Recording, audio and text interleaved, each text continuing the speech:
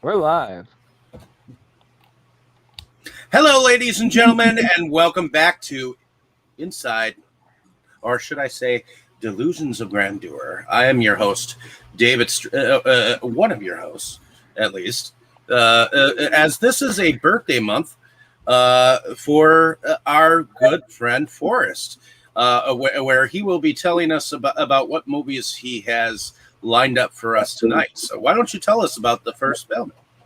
Oh, thank you very much, Dave. For first tonight, we're doing a double. We're doing a for my birthday. We are doing a, which was actually on Saturday, but anyway, we're doing a double feature discussion of Ghostbusters 1 and 2. Yay. And we're starting things off with 1984's Ghostbusters, directed by Ivan Reitman.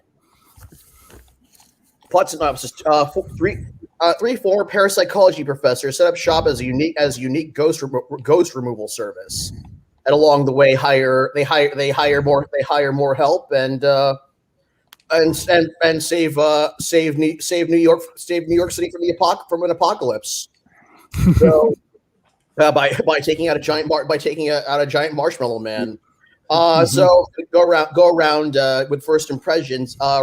Starting with you, Randy, whom I actually met at a 35th anniversary screening of Ghostbusters a couple years ago. In Ghostbusters, in Ghostbusters with the Ecto-1 and everything. So, guys, I just want to say thank you so much for having me back. And I did not want to miss this episode because Ghostbusters is near and dear to my heart. It's in my DNA. I've been a Ghostbusters fan, or a Ghost head rather, as long as I can remember. So I was 4 years old. I saw the movie with my parents. I saw the poster plastered up on the subway. I wanted to peel it off and take it home with me. And yeah, since then I've been hooked. I love both movies. They, like I said, near and dear to my heart. The first movie, what can you say? It's almost perfection. And it's funny, it's exciting. The visual effects for the time were great. The music is also really good. And it's just a great film for the whole family. And I love it. Okay, thank you very much for that, Randy. Jake, is this your first time watching Ghostbusters? No. Okay, so it's kind of interesting given what we've done this month so far. So we started with Predator. I've known about it since it came out, but I'd never seen it. The Gate, I may have heard of it over the years, but I'd never seen it. The Gate 2, I never heard of that. I'd never seen it. And Four Diamonds, I'd never heard of that before in my life, but I'd never, Ghostbusters on the exact opposite end of the scale. This is one of the half dozen films that I have mentioned for years as, I grew up with that movie. This has long been a favorite of mine. I could not say how many times I've seen it over the years or when I can't, Randy, I'm amazed you can remember seeing it at that exact age. I can't remember when I first saw it, but I don't think I've been fortunate enough to see it in theaters. I would love to do that one day, especially a big anniversary event. That'd be cool. But it was. But I've seen it many times. I was a fan of the cartoon when it was on in the 80s, and I never really became a fan of the second film. We'll talk more on that when we do it, but I had seen it. I had seen Ghostbusters 2016. I am planning to see Afterlife. It's definitely... I can agree with Randy. It is kind of in my DNA a little bit. It's just a classic film. Yeah. Mm-hmm. Okay. Great. Thank you, Jake. Dustin, is first impressions. Is this your first time seeing Ghostbusters? Really? Probably not. Well, Ghostbusters was such a huge thing to anyone growing up. Right. The year it came out, and pretty much every year after for like a decade.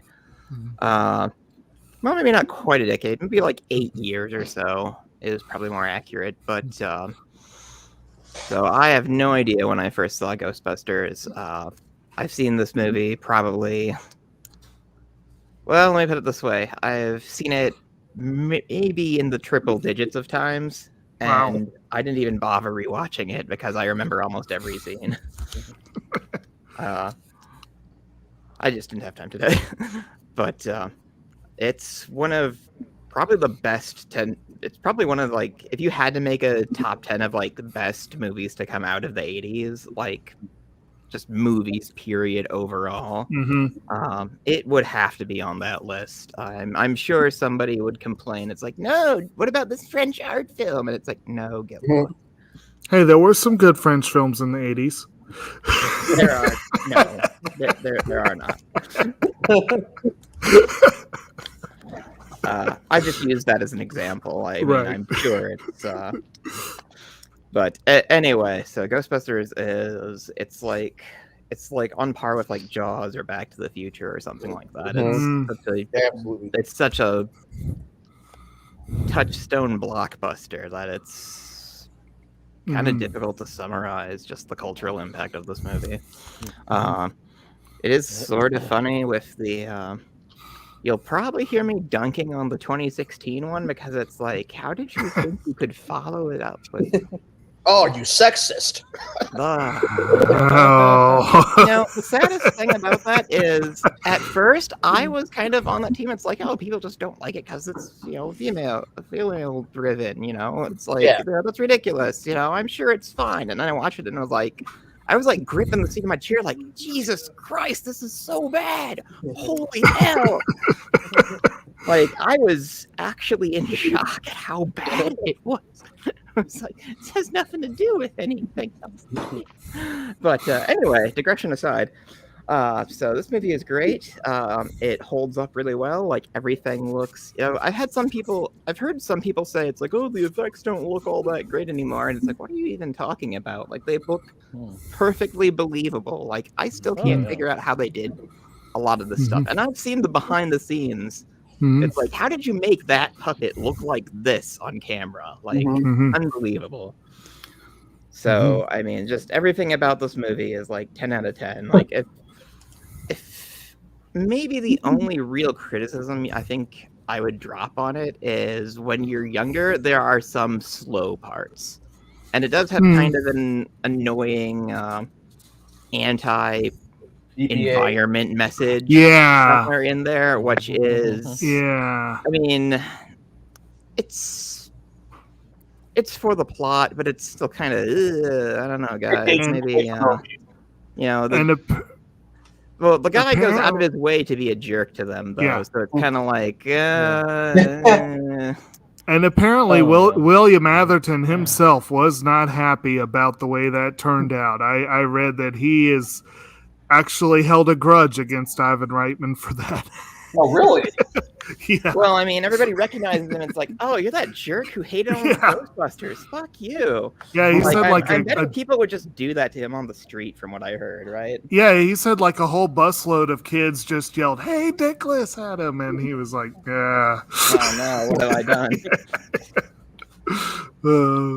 But yeah, so this is a great movie. I did used to watch the cartoon when it was airing actively. I still have very faint memories of like the USA Network like bumps where it would like have like a uniquely animated thing with like the USA logo. I still remember that from somewhere. I don't know where. The USA Cartoon Express. That was it. Yeah, the Cartoon Express. And they'd have like it'd air with like Ninja Turtles and stuff. Yep. And I completely forgot it was called Cartoon Express. Holy hell. I remembered like images from it. I just didn't remember the name. So I mean, I was really into Ghostbusters, like everyone who was under 10 when they were exposed to it. And this is a good enough movie that even like as an adult, you can be really obsessed with this. There are lots of people that are really almost maybe cool off a little, guys. Really into it. And John Pax, look how screen perfect they are. And it's like, are you selling those, or did you just do that for yourself? Or Well, I just want to say, side note, I am a member of the New York City Ghostbusters. See? I don't have a real proton pack yet, but I do have the Spirit Halloween pack, which does pretty well. But yeah, I definitely have to save up for a few years to get the actual thing. There's some kid around Milwaukee. I think he has his own YouTube channel and Instagram and stuff. His name is Alex Who, and he does like sci-fi based crafts like out of like machine parts. And he did make a proton pack that he took to a convention, and I think he got Ernie Hudson to sign it. Oh wow! Yeah, he's a pretty cool kid. Like check his stuff out. Like I donated a bunch of old electronics to him to make stuff out of, and he was really cool. He's like, wow, I can do all kinds of stuff with this, and it's like, good for you, buddy. Well, I used to do stuff like that when I was like really little, but my parents were like very unsupportive, so it's kind of like, here you go. I'll help you out. But anyway, so Ghostbusters has had like a lot of kind of cultural memory, at least in the United States, and it's been kind of a part of my media experience for a very long time. So like I have the last summer they released the remastered version of the Ghostbusters video game from 2009, which is effectively Ghostbusters 3, like written by like the team, like got the voices of everybody. They couldn't get Rick Moranis because he was still in his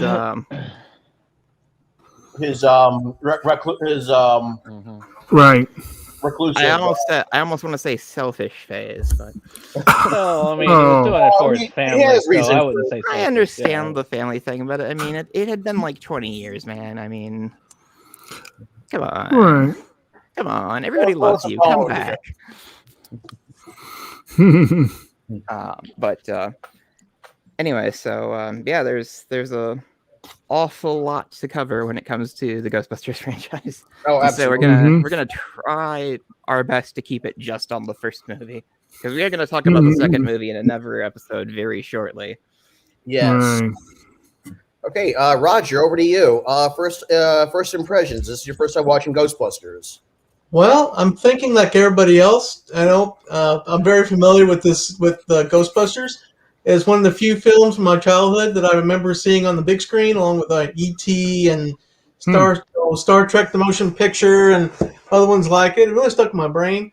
It's I watched it again many times as the years went by. I can honestly say for once, actually, I won't feel lost in this film with everybody else. So I'm happy that you chose it there. Thank you. Oh, you're welcome. Oh yeah, it's a great film, by the way. I mean, good to know. I would recommend it. Okay. So Dave's still getting ready. Brandon, first impressions. This is your first time watching Ghostbusters. There we go. Hold on, I'm just adding somebody. There we go. Okay, Tammy. All right. Hey, Tammy. Hello. Hello. Actually, so Tammy, this is my first time doing a show with you. I guess I'll put you on the hot. I'll put you on the hot seat. First impressions. Is this your first time watching? Is this your first time watching Ghostbusters? No. I guess that's pretty much short of it. If somebody is like, "This is my first time watching Ghostbusters," I will be. I don't think anybody in the world hasn't seen this yet. I mean, the only reason you'd have for not seeing this yet is if you're like 10 and under. Let's you gotta be like 1 year old, younger than 1 year old. Pretty much. If you're like a literal child, like I can. You'd be surprised though. This movie yet? Yeah. Is Jake gonna bang on us that this is the first time he's seen it? 1984. 1984. Yeah. Well, I was 12. Right. So, of course, I saw it. Very good. Anything else you'd like to add? Well, I do remember all the hype and stuff about it when I was 12, and it was my favorite part was the Marshmallow Man. Yeah, Stay Puft was excellent. Right. With the Stay Puft alarm going off in somebody's background. Yeah. Somebody's just got really a different police. for a ghost thing for me because even at 12, I liked all my older horror movies, Mm-hmm. that type of stuff. So this was like really different. All right. For some reason, like all I can think of now is, has anybody seen that Ray Parker Jr. like cut up video? Absolutely. Where it's just like they just like chop it up into "Bustin' makes me feel good," like repeated like over and over again. No, I haven't seen it. And the chorus is just like "Bustin', bustin', bustin', bustin'." It's like Okay. the first time you see it, it's like this is really stupid, and then you see it like when you're on like substances, and it's like this is the greatest thing of all time. Holy crap! It's honestly really funny. Can't say I've seen that. It's just called Bustin', I think. I'll send it to you. Okay. Anyway,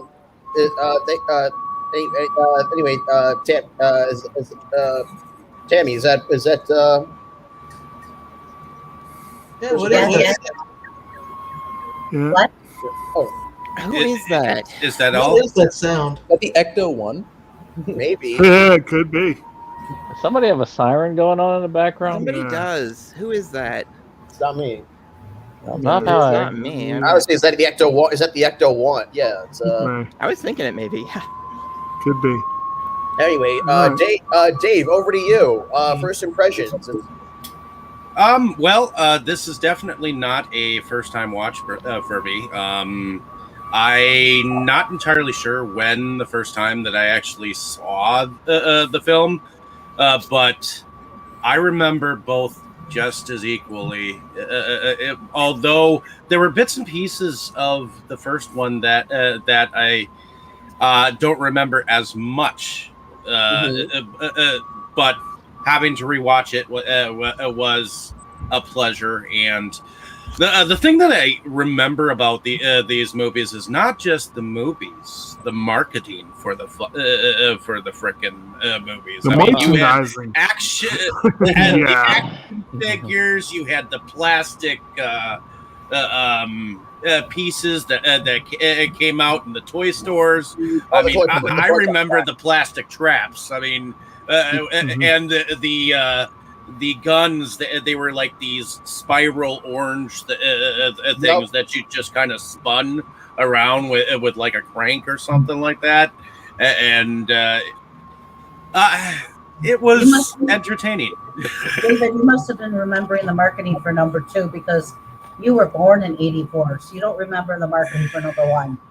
No, I do not remember the marketing from 1, but 2 definitely stepped it up. Or you mean the market? You remember the marketing from the cartoon? Yeah, that was 1986. Yeah, It was kind of an ongoing thing, like from the. I think I remember a Fisher Price tower too for their Ghostbusters like headquarters. Oh, Kenner. Right. Oh, how did I forget about that story? That was the ultimate toy. My slightly older cousin Danny, when we were little, like he had almost all the Ghostbuster toys that they put out. That's and right there. and there was like a embarrassing thing that I'm not going to talk about that happened like when I was younger. When they started giving them away. Mm-hmm. Like I got they gifted me the Proton Pack, which was like the one thing I like really, really, really wanted. But they gave it to me like 10 years too late. So I was like 15 and I was like, what this? Because I was a horrible person in that era. And then like a couple Christmases ago, they were like, hey, we're getting rid of some of the Ghostbusters stuff. Do you want the firehouse in perfect mint condition with all the parts? And I was like, oh my lord, yes. So I actually have the firehouse. I'm looking at it from my chair. Oh, nice. They also gave me all the ghosts they had. Danny kept the Ecto 1, which... Okay, fine. They gave me like a $500 collectible in pristine condition. Wow. So, Yeah, there are worse things in the world. Did of all those ghost toys, was one of them the toilet ghost? I don't. They didn't give me the toilet ghost, but I did have the toilet ghost. There were also these. There were also these big. The toys I remember the most were these like big, oversized ghosts. There was one that would like fold out into a tongue. There was one with a stretchy neck, and there was one that was just like a big pair of jaws. And I had all three of those, and those were some of my favorites.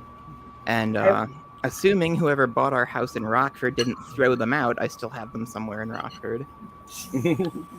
I remember all the like young boys would have the guns, and they're always Ghostbusters, Ghostbusters. Every time you went somewhere, there was all especially the young boys. Everything was Ghostbusters all the time. Well, the biggest criticism I have about the series is I was so totally disappointed in Slimer. Slimer, especially since I know he was much more of a character in the animated show, which I got more into, like when I was like in grade school or whatnot, and when Slimer actually had a personality. He helped them out on missions, and all he does is go. He didn't have that much until the second movie, really, where it was indicated. Yeah, that was a strange thing, actually. Going back to it, like if you saw the cartoon before you saw the movie, it's like Slimer is in the movie for like what, 30 seconds at most. It feels like. Well, one whole people really liked him. I like Slimer. I liked Slimer. It's just he didn't really do much in the movie. No, not in either movie. But he did end up becoming sort of a mascot for and I think the cartoon was partly why. And actually, I think it was last week. I think it was last week we were having our conversation turned to that cartoon All-Stars thing. That was also something that featured Slimer. I remember that. I need to get my hands on that again. Like, and they he was the mascot for high C flavor. Yep. Oh yeah, Ecto Cooler. Right. But the one good thing I will say about Ghostbusters 2016 is that they temporarily re-released Ecto Cooler. Yeah, Ecto Cooler. Yep, bought 2 packs, and my nephew drank a bunch of them. Oh. Could somebody please turn off their jet plane in the background, whatever that is? That's very distracting. The Ecto Cooler, though, it was pure sugar water. I was never really into it. It had like a limey kind of feel. It was nice. I think pretty much all high C was sugar water. Pretty much sugar water. It was orange flavored sugar water, but it was still good. At this point, you just drink the nostalgia. Yeah. As far as my first impressions of the film, I admit I had a very different first impression. My father has claimed that I saw it in theaters when it was out, but I was like 4 when it was released. So I don't remember seeing it in theaters. I do remember distinctly the librarian scene at the beginning. And it was it did creep me out as a 4-year-old. And that was all I remembered from it as a young child. I remember being really into the Ghostbusters cartoon and live action show. And I don't mean the real Ghostbusters. I mean the original Ghostbusters. Live action show? With the ape and the car? That was something from like the Sid and Mary Croft stuff. Yeah. I remember filmation. The live action was old, but the animated one was that was like 70s, right? God, it must have been. I was a young kid. I was like 3 or 4 years old at the time. I actually did stuff and the Rimsville and other stuff. I was at a convention and I got to talk to one of the old Filmation guys, and he was like, they had to come to us for that name, and I was like, and he was like, kind of like, bitter, because like nobody fucking remembers the guys with the car and the gorilla. Like, hey, I loved that show when I was a kid.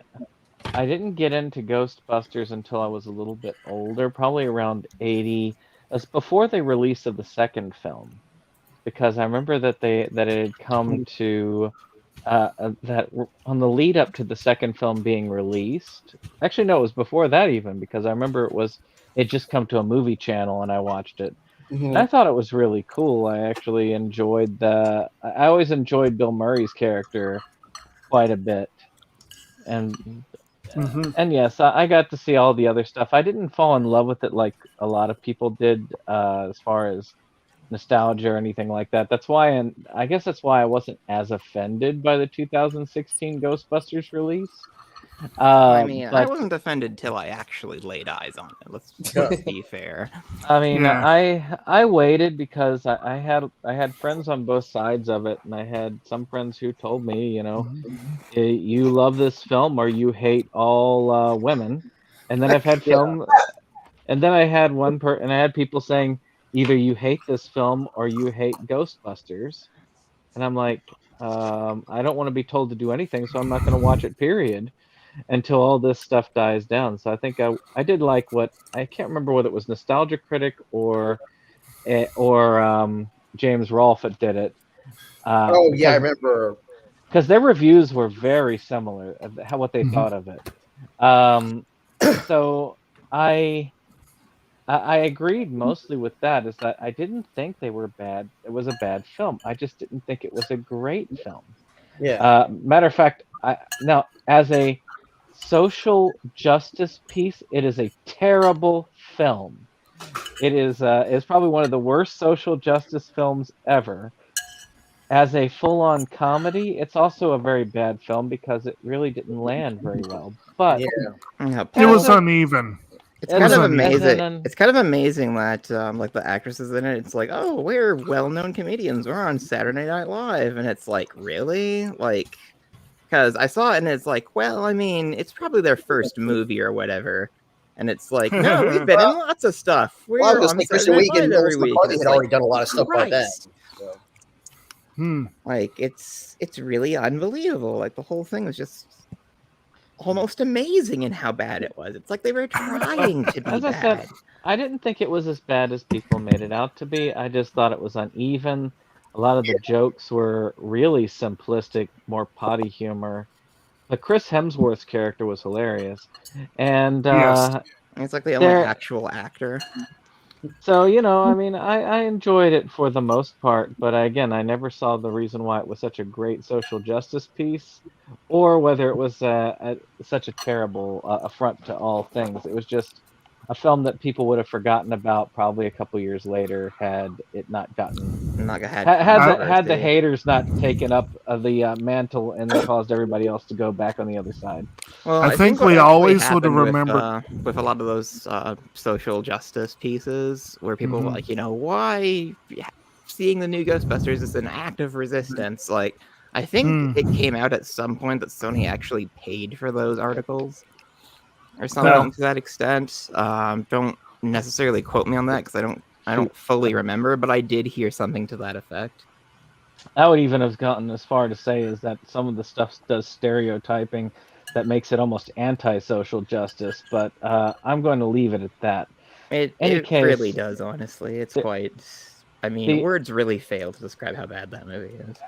The original Ghostbusters, though, is a classic film. It does hit the nostalgia because, again, I did see it fully under the age of 10. And I still, to this day, consider it one of a good go-to as far as a film is concerned. It held up very well on my watch. First time I've actually watched the Blu-ray that I have of it. Oh, really? So how's it look on Blu-ray? It looks pretty good. They did a pretty good cleanup with it. Cool. I was impressed. I managed to get my hands on like the really maybe I should have rewatched it then because I have the really fancy like 4K 1 and 2 Steelbook that came out a couple of years ago that basically sold out right away, and I'm not actually sure how I got my hands on it. Like I just ran into it, and people were like, apparently people were like fighting over copies of it. It was so hard to find. Mm-hmm. No, not worth fighting over. Well, it's kind of like I had, one of the first DVDs I I bought actually when I had a DVD player was the Ghostbusters 1 and 2 DVD set. And then a while after I had the a Blu-ray player, then I got the Blu-ray for Ghostbusters 1 and 2. Like they always come together in a set, which I appreciate. And then after I got the 4K player, like, hey, guess what we're releasing on 4K? And it's like, well, all right. Might as well, right? Yeah, and I'm really curious how it would look on 4K as well. Like, it I know looks great. Cool. I have like an old school bare bones DVD of this one, and I don't have the second one partly because you're right, Dustin. They almost always come as a twofer, and I'm like, I need to upgrade and just get one of those 2-packs. You actually found it like by itself somehow? My DVD copy's old. I mean, I don't okay. even remember when I picked it up, but it was a while back. Yeah. It has almost no bonus features, which is also kind of a rarity nowadays. One exciting thing happened to me a while ago. I think it was early into. It was either the year before the pandemic or the year of the pandemic, around March. I was at one of my usual collecting places, and they had the Firehouse box set with the steel books for the cartoon. Oh, nice. Nice. And I got that for $150. Oh, that's a very good. Which at the time, like, I priced it. I looked it up on eBay because I couldn't really afford it at the time, and it's like, okay, should I get this? This seems pretty rare. And I look it up on eBay, and it's like $400. Wow! Because it's actually out of print. Only the first season steelbooks in there were actually opened. Like the rest of the series of it was like still shrink wrapped. Mm-hmm. Wow! So it was basically it was almost new condition. It's like, holy hell. That's so it was cool. like, well, I can't leave this here. So I got it. And of course it fell off of a shelf and the outer box tore. But I think it might have actually been torn before and I just didn't notice. That's frustrating. I was on the really, plus really, side, really at least you're probably not likely to sell it anyway because you're likely wanting to keep it. Yeah, I still need to watch it. Like that TV series was very long running. Like there were like 130 some episodes. Yeah, because they did every Saturday and then daily in syndication. Every Saturday Right. and then daily in syndication. Are you talking about the animated show? Yeah. And then there was also the stream, and then there was the stream Ghostbusters from the late 90s. There were 2 extra episodes of it on the second disc of the of that DVD set. And, I swear to God, I didn't remember that Garfield's voice was the voice of Peter Venkman. And I remember that. Yeah. And ironically, Bill Murray went on to voice Garfield in the movies. Right. I think I'd heard about that in conjunction, like when Burt Murray got that role, which those are 2 movies that I've never watched all the way through because they make me kind of sad.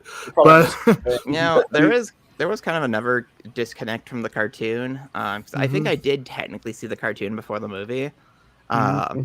Because like in the cartoon, Venkman is like drawn like really like handsome with a full head of hair, right? And then when you see the movie and you see Bill Murray, it's like, who's this ugly bald guy? Yeah, or how Egon, he's got like that blonde. That was a weird design choice. Yeah, it's like they hadn't quite gotten rid of Freddy's hair from Scooby Doo, there were one nice thing I'll say about Kristen Wiig's, like not Venkman, Jesus Christ, Egon. What's her face? Kristen Wiig's Egon equivalent in the 2016 Ghostbusters was that she kind of she had it like deliberately modeled on like cartoon Egon. That was Kate McKinnon. That was Kate McKinnon. Oh. Yeah. Was See, McKinnon I can't even supposed keep their to be an names Egon straight. equivalent? I believe so. She was like the scientist. She was like the scientist one who actually made the stuff. Like Melissa McCarthy was like the bumbling scientist who couldn't do anything right. She was the Venkman of the group. That's what I was thinking. She was more the wild charisma. Which was a disappointment because I felt like when you're taking a movie and you're trying to make it your own and trying to say this is going to not just be the original, but it's going to be better. don't rehash it and make the same characters over again. I mean, And yeah, that was one of their mistakes, I think. I mean, bad job. It's like, if anybody like here they wa- hadn't even seen the original movie. I mean, if anybody here watched Extreme Ghostbusters, it's an almost all new team who have completely different personalities from their predecessors. Wasn't there a female Ghostbuster in that one? There was. I think so. Yeah. Wasn't there one in a wheelchair too? And it's like, yeah, Garrett. That's interesting. You know, Yeah. I And there did see was a couple also- episodes of that. I've always wanted to see the rest of it. Yeah, Hulu used to have the whole series, but they lost it. It was really good too. It was actually even darker than the real Ghostbusters in some aspects. I think I saw a couple episodes of that. Didn't Real Ghostbusters is quite imaginative. Didn't some of like the nastier, like super like strong ghosts from the original cartoon come back in Extreme Ghostbusters? Like, wasn't like the Grundle or something in one episode? Yeah, the Grundle came back, and then they also made Sam Hain an action. They also finally got a Sam Hain action figure. Oh, nice. Yeah, because I've seen they've been putting out a lot of retro Ghostbuster figures and toys. Like I saw like the Proton Popper a month or two ago, and I just like looked at it like in surprise. Like they even used like the same packaging and stuff, and it's like I never thought I would hold one of these again. It was very surreal. Yeah, actually. That could be a good segue to one thing I was going to say as well. But before we move into hopefully the plot, but back to the first impression idea, and not really first impression, but most recent impression. One of the cool things about movies that you even if you grew up with it and you've seen it many times, you can still be surprised by new readings on it. And one of the and I had a couple of those this time, and one of them. I have never had this thought before. I'm pretty sure I've never had this thought before. I can't remember having had it. But this time, I think it was about halfway through the movie, the thought just occurred to me. Bill Murray in this movie really feels like he's channeling John Belushi. And I had never thought of that before. I mean, Peter Venkman was originally written for John Belushi. Yeah. I did not know that, and I was looking at the trivia, and yes, Venkman was supposed to be John Belushi's role, and I was like, okay, I wonder how much they kind of directed him to do that, and how much they just said, well, this was going to be John Belushi, and Murray took that and ran with it, or if it was just him acting what was written down. It happened to come off, but I got that vibe of John Belushi, and then I read that trivia, and I was like, "Holy crap!" I think it's. I'm gonna be real with you. I don't think I've ever seen John Belushi act in anything. Really, you haven't seen Blues Brothers or Animal House? Wow. Oh, that's who John Belushi was. Animal House. House Brothers. He was Bluto, and also Jake Blues. I think Well, here's my Animal House story. So we put it on. I got bored after like 10 minutes and went for a walk around campus. Oh my god! And when I came back, it was over. Oh my god! I would say both Animal House and Ghostbusters are both among my top 10 movies of all time. And I know people love Blues Brothers, but I don't think I actually saw it. Blues Brothers is an interesting one because I think I missed that one. I think I was like actually. We haven't covered the Blues Brothers. Right. We'll have to eventually, but I'm gonna give Dustin. I'm gonna give you a little. I did not have that reaction to Animal House. I loved it the first time I saw it, but I did have that reaction. Kind of like, I did have that reaction to the first time I saw Blues Brothers, and I came back around. I watched it again. I'm like, yeah, this is not a bad movie. But the first time I saw it. If it weren't for the music, I would have been bored to tears. I love the music. Something about Carrie Fisher shooting at them with a shotgun. That's my takeaway from Blues Brothers. Yeah. So I remember it was that such a good film. But I heard a rumor that Slimer was supposed to be the ghost of John Belushi. The fact that they're chasing all around in the highways of Milwaukee's freeway system, right? Before they even started construction on them. But sorry. Go ahead. I'm done. Okay. I was just going to say, it does bring an interesting idea for a crossover into mind. Either Venkman or Ray could have delivered the line, "We're on a mission from God." And it, I think it would have been great. Well, like I was saying, like I heard a rumor that Slimer was supposed to be like the ghost of John Belushi. Does anybody know if there's any truth to that? Confirmed that. He did. He did. I just wanted somebody to mention that. Which if you've seen Animal House, it makes sense. Yeah. He's a lot. I don't know. I actually think that Bill Murray is a better player for Peter Venkman's character, because to me, I've rarely seen, and I just watched 1941 as another example. I always look at Belushi as sort of the Chris Farley of his time. I mean, that's what everybody said. I mean, everybody said Chris Farley was the Belushi of his time. So yeah, so it's that way.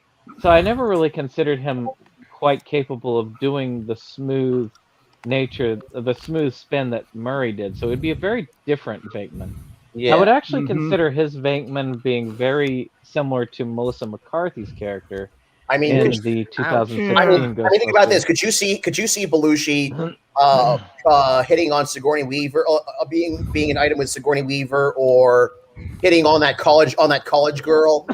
I could see him hitting on the college girl, but you could see him doing it. Would you see her? Now, granted, in Animal House, he did end up with the Wasp, who was like the cheerleader. Yeah. But anyway. But yeah, no, I could see Belushi maybe hitting on the college girl, but Sigourney Weaver would have thrown him out the door right away. Honestly, like I'm kind of surprised Sigourney Weaver's character even went for Venkman, because it's like, I mean, he's like charming, but look at him. I mean, he's so sleazy. Yeah. As she said to him, she's like, You're like a game game show salesman or game show host. I mean, yeah. I'm not even say something, Tammy. He looks like 20 or so years older than her in this movie too.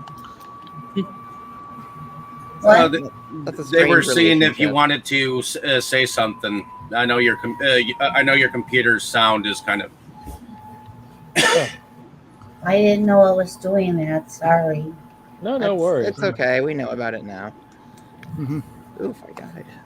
I'm just curious. What were your thoughts on Venkman as a character? Do you think that Belushi would have been a better actor for it than Bill Murray? No, I like Bill Murray. I like a lot of his films, so he just seems like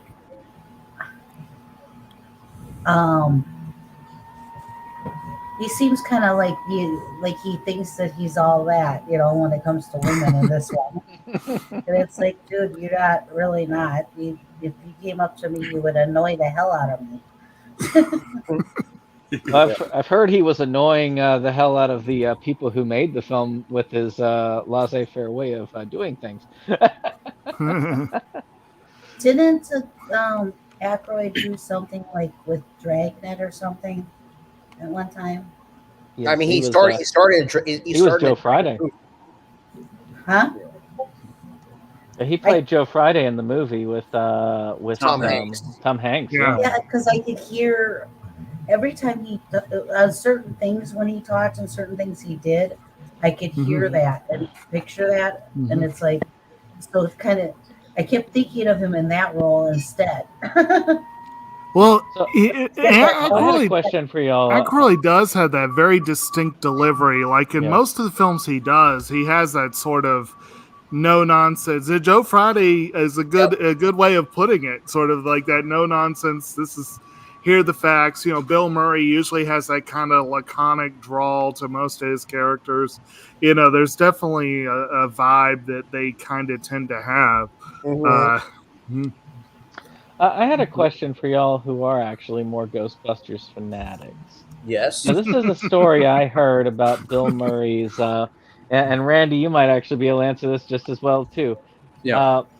I had heard the story and about it was Dan Aykroyd that had kind of pushed for Bill Murray to be in Ghostbusters, and had been, but Bill Murray tended to have a very, what's the word, loose schedule when it came to showing up. And they would always say, like, well, he may or may not show up. And that, because I seem to remember an interview with Dan Aykroyd saying, well, we weren't even sure if he was going to show up for the role at the time, because that was just how he was. You leave a message on his answering service, and he would just either show up or he wouldn't. And even then, he would just show up on his own time. So I thought that was, I don't know whether that was true or not, but I was just curious what y'all thought of, if that sounded right. Oh, that sounds 100% correct. Wow. I know he didn't even want to do part 2. So, I mean, the script was really that all the time. Yeah. That's just the way that's his style. That's his work ethic. I mean, Sofia Coppola didn't even know he was going to show up on set for Lost in Translation. Huh. Yeah. Well, when he does show up, it's comedy gold. So there you go. Right. He shows up randomly to people's events and stuff like that too. So. Or steals their French fries. Yeah. Right. I wonder if that story is actually true. What, the Wendy's story? Yeah. He stole French. Yeah, From what I've heard, he's actually done stuff like that before. There's a story my friend told about how he just like walked up to somebody at a restaurant and like took their food. And he was like, nobody will believe you. Well, I could say that he probably that would not be beyond him as far as his sense of humor, because he has that kind of well, that's his sense of humor. That's how he gets a lot of his stuff. He basically just played himself in Zombieland. Yes. Well, yeah, he was. Well, he was Bill Murray. Well, I do know that a couple years ago. Well, I mean, played himself the way Bruce Campbell played himself in My Name Is Bruce. Murray did actually make a random appearance at a bar in Brooklyn a couple years ago, tending bar. Yeah. So it's totally random, and he does whatever he pleases, apparently. Because it's like, do you want to be the one who told him no, you can't tend bar? It's like, hey, I would be more suspicious. I'd be like, why? As long as he got my drinks right and got the right people drunk, I wouldn't give a crap. I've heard he knows how to do it, so he probably could. If he was my bartender, though, you mentioned Lost in Translation. If he was my bartender, I would absolutely insist that he provide me Suntory whiskey. What were you gonna say, dear? I don't know. That reminds me of. Oh, go ahead. I was gonna say I could totally see him grabbing somebody's food and eating it. He just used to have that type of personality that, oh, hey, thanks. I'll take that. You're not going to mind, really. And you could definitely see Venkman doing that too. I mean, that seems like he would do that thing. But as to the bar thing, what I was talking about, I was just saying it reminded me of a thing that happened on Boy Meets World. Like, there's an episode where Mr. Feeney bets Corey Corey bets his bike to Mr. Feeney about something or whatever. Mm-hmm. And his dad finds out and he's like, why does Mr. Feeney want that bike? And the mom's like, oh, he's not actually going to take the bike. It's just one of those lessons. What if the lesson is, I want that bike? And the dad just stands there looking concerned, throughout the whole thing. It'd be like that. It's like, why do you want to tend bar tonight? No. I wouldn't let him do it. I wouldn't trust him. Have we even gotten to the plot yet? Well, actually, I didn't even get to my first impressions. I mean, sorry. Go ahead. This movie has so much cultural tie-ins, and the people who are in it are so iconic, such big personalities. There is a lot to talk about. Yeah. Go ahead, Forrest. Anyway, so no, definitely not my first time watching it. First, I actually saw. I think I might have watched the second one on cable before I saw this one. But I only have a vague memory of it. But I do remember watching the real Ghostbusters before the cartoon before this. I saw the movie, and I remember like when I was 5 years old, I had my best friend over for a sleepover, and we went, and my mom took us to the video store. We rented the first movie, and we went, and when it came on, like I was expecting a cartoon, and I was not expecting live action, but yeah, right away I was 5 years old watching Ghostbusters, and having already watched the cartoon, I was immediately a fan. And yeah, it's definitely part of that. It was definitely one of the most important movies from the golden age of Hollywood blockbusters. And yeah, the cast is great. The script is great. The script and the comedy is great. This was definitely a labor.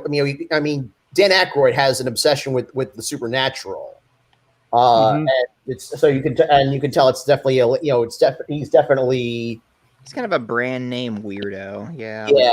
Like David Lynch or something. Exactly. And he's also on the autism spectrum, and Oh, I did not know that. Yeah. Yep. And so that brings up a thought. Aykroyd in a Lynch movie. When are we going to see this? I love For some reason, I was thinking he was in Dune. One of my favorite David Lynch stories is like he hates Dune so much. Like he was giving a talk at some film school or whatever, and somebody was like, I love Dune. It's the reason I'm in filmmaking. And he was basically like, "Fuck you, I hate Dune." Well, it is what it is. Yep. Sorry, did we step on you there, Forrest? Sorry. No, that's okay. I mean, again, this is one of those movies that where everything about it can go off into all sorts of threads. But yeah, cartoon. So for me, it was cartoon first, then the movie. But I was immediately a fan. Unfortunately, I was too I didn't have any. I was too young to have the action figures. But I did have the proton packs though. Oh, you bastard! Yeah, both and then I also had the Extreme Ghostbusters proton pack. I also have a bunch of the video games, like both the one that came out about a decade ago, and then also the Nintendo, Sega Genesis, and Game Boy game. I remembered one being on the Nintendo. Game Boy? Yeah, Ghostbusters. I remember playing it on the Master System, like the original Sega Master System. Oh, wow. Which I agree with the angry video game nerd. It is superior to the Nintendo one. Oh, absolutely. It was much more stable. I personally kind of hate the angry video game nerd because his video on it is the reason why the Nightmare on Elm Street NES is like $70. Oh, well, it's probably a good thing that I got the Nightmare on Elm Street video game before he reviewed it. So, but I will say though that Ghostbusters NES game is ass. It is quite bad. Yeah, I played that. But I will say, if you can get your hands on a copy of New Ghostbusters 2 for NES, it was released in Europe and Japan only. Get it. No, I've heard that the release, the 2016 game that came out, coincide with the movie was much worse than the film was. That is a feat. Like you'd have to try very hard to. I almost want to see. Wow. See, I have a different opinion on the 2016 film, so it's interesting hearing the negativity about it. Did you feel it was a film that was a social justice piece? No, I think it was just a bunch of women having fun on set, reliving the Ghostbusters thing, and I do think that Paul, the director, did make it kind of his own. The thing is, going with the ghosts looking like they were from Dark Shadows was not the way to go. And I'm sorry, but Chris Hemsworth, though dumb, big muscle dude as he is, I don't know, he was just too much on screen. So I don't know. I thought he sold it. Whenever I think of the 2016 Ghostbusters, like in my head, I just hear like the really sad like end credits song from Last House on the Left that just fills you with despair. So I did feel like the villain that they made for that movie was on purpose making fun of those people who were like super like fans that were the super fans that were offended by it. Tammy, you're a female. Were you offended by the Ghostbusters 2016 No, version? but I didn't enjoy it as much as the other two. I thought it was kind of flaky. But do you believe that it warranted all the backlash that it did? Maybe not all of it, but it didn't have the same vibe, the same. I watched it to watch it. It wasn't like, oh, hey, I want to watch this. It's just. It's like let's just see what this is about. Kind of like David said, it was kind of. It seemed like more fun and girly, and this. That's not Ghostbusters. If it had actually been like that, I don't think it would have been so bad. But it had like no fun factor. It was just pain. But, go back to the past of the Ghostbusters. Of course, you can't really. I brought up the Ghostbusters cartoon that I grew up on, and of course the live-action version that was even older than that. And you really cannot talk about the current. The Ghostbusters movie here without addressing it because they had to fight them for the name. They were the original Ghostbusters. They had a different name prior because they were having a trouble securing that actual name. Yeah, because Dan Aykroyd was. They were at one point they were going to call it Ghost Smashers. Yeah. Yeah. Yeah. So he had that idea too, actually, because he was like, I want this name. So they really wanted that name. Did we want to even mention anything about the plot? Because we've mentioned nothing about it. Well, the plot is that these guys, Egon invents a way to damage and trap ghosts, and they decide to fund their research into ghosts by becoming basically exterminators for ghosts. After getting sacked from Columbia University. Yeah. After getting kicked out of the university they were working at for crack pottery. As soon as they found proof of supernatural activity, they got it on tape. Yeah. And they happened to be sacked at that moment, which I find entertaining. Yeah. On that note, since I'm the one, since me and Randy, we both live in New York, I have actually managed to hit up pretty much every filming location from both of these movies, including the library. The library, I go by there all the time. Is the firehouse still standing? I thought it is. They actually have a Ghostbusters 2 sign hanging inside. Yeah. Wow. Is it like a functional firehouse? Because that would be really cool. It is. It's downtown in Tribeca in Manhattan, and they still have the Ghostbusters 2 sign hanging, but it's indoors, and it's a little damaged, but it looks pretty good. They also have they also have a custom made Ghostbusters logo painted on the driveway. Yeah. Well, I technically held a position as a adjunct professor for Columbia University for 1 semester. You did what now? Yeah, I actually had full because of the position I had students, and I actually had full access to the library and resources. I didn't go on campus, right? And COVID hit, which kind of ruined anything else that I had there. But you had to take on students, you had to actually literally do adjunct faculty work there. Which is annoying, but I did have access to all the resources that their professors had. So, in theory, I had access to all the stuff that they had temporarily, very temporarily.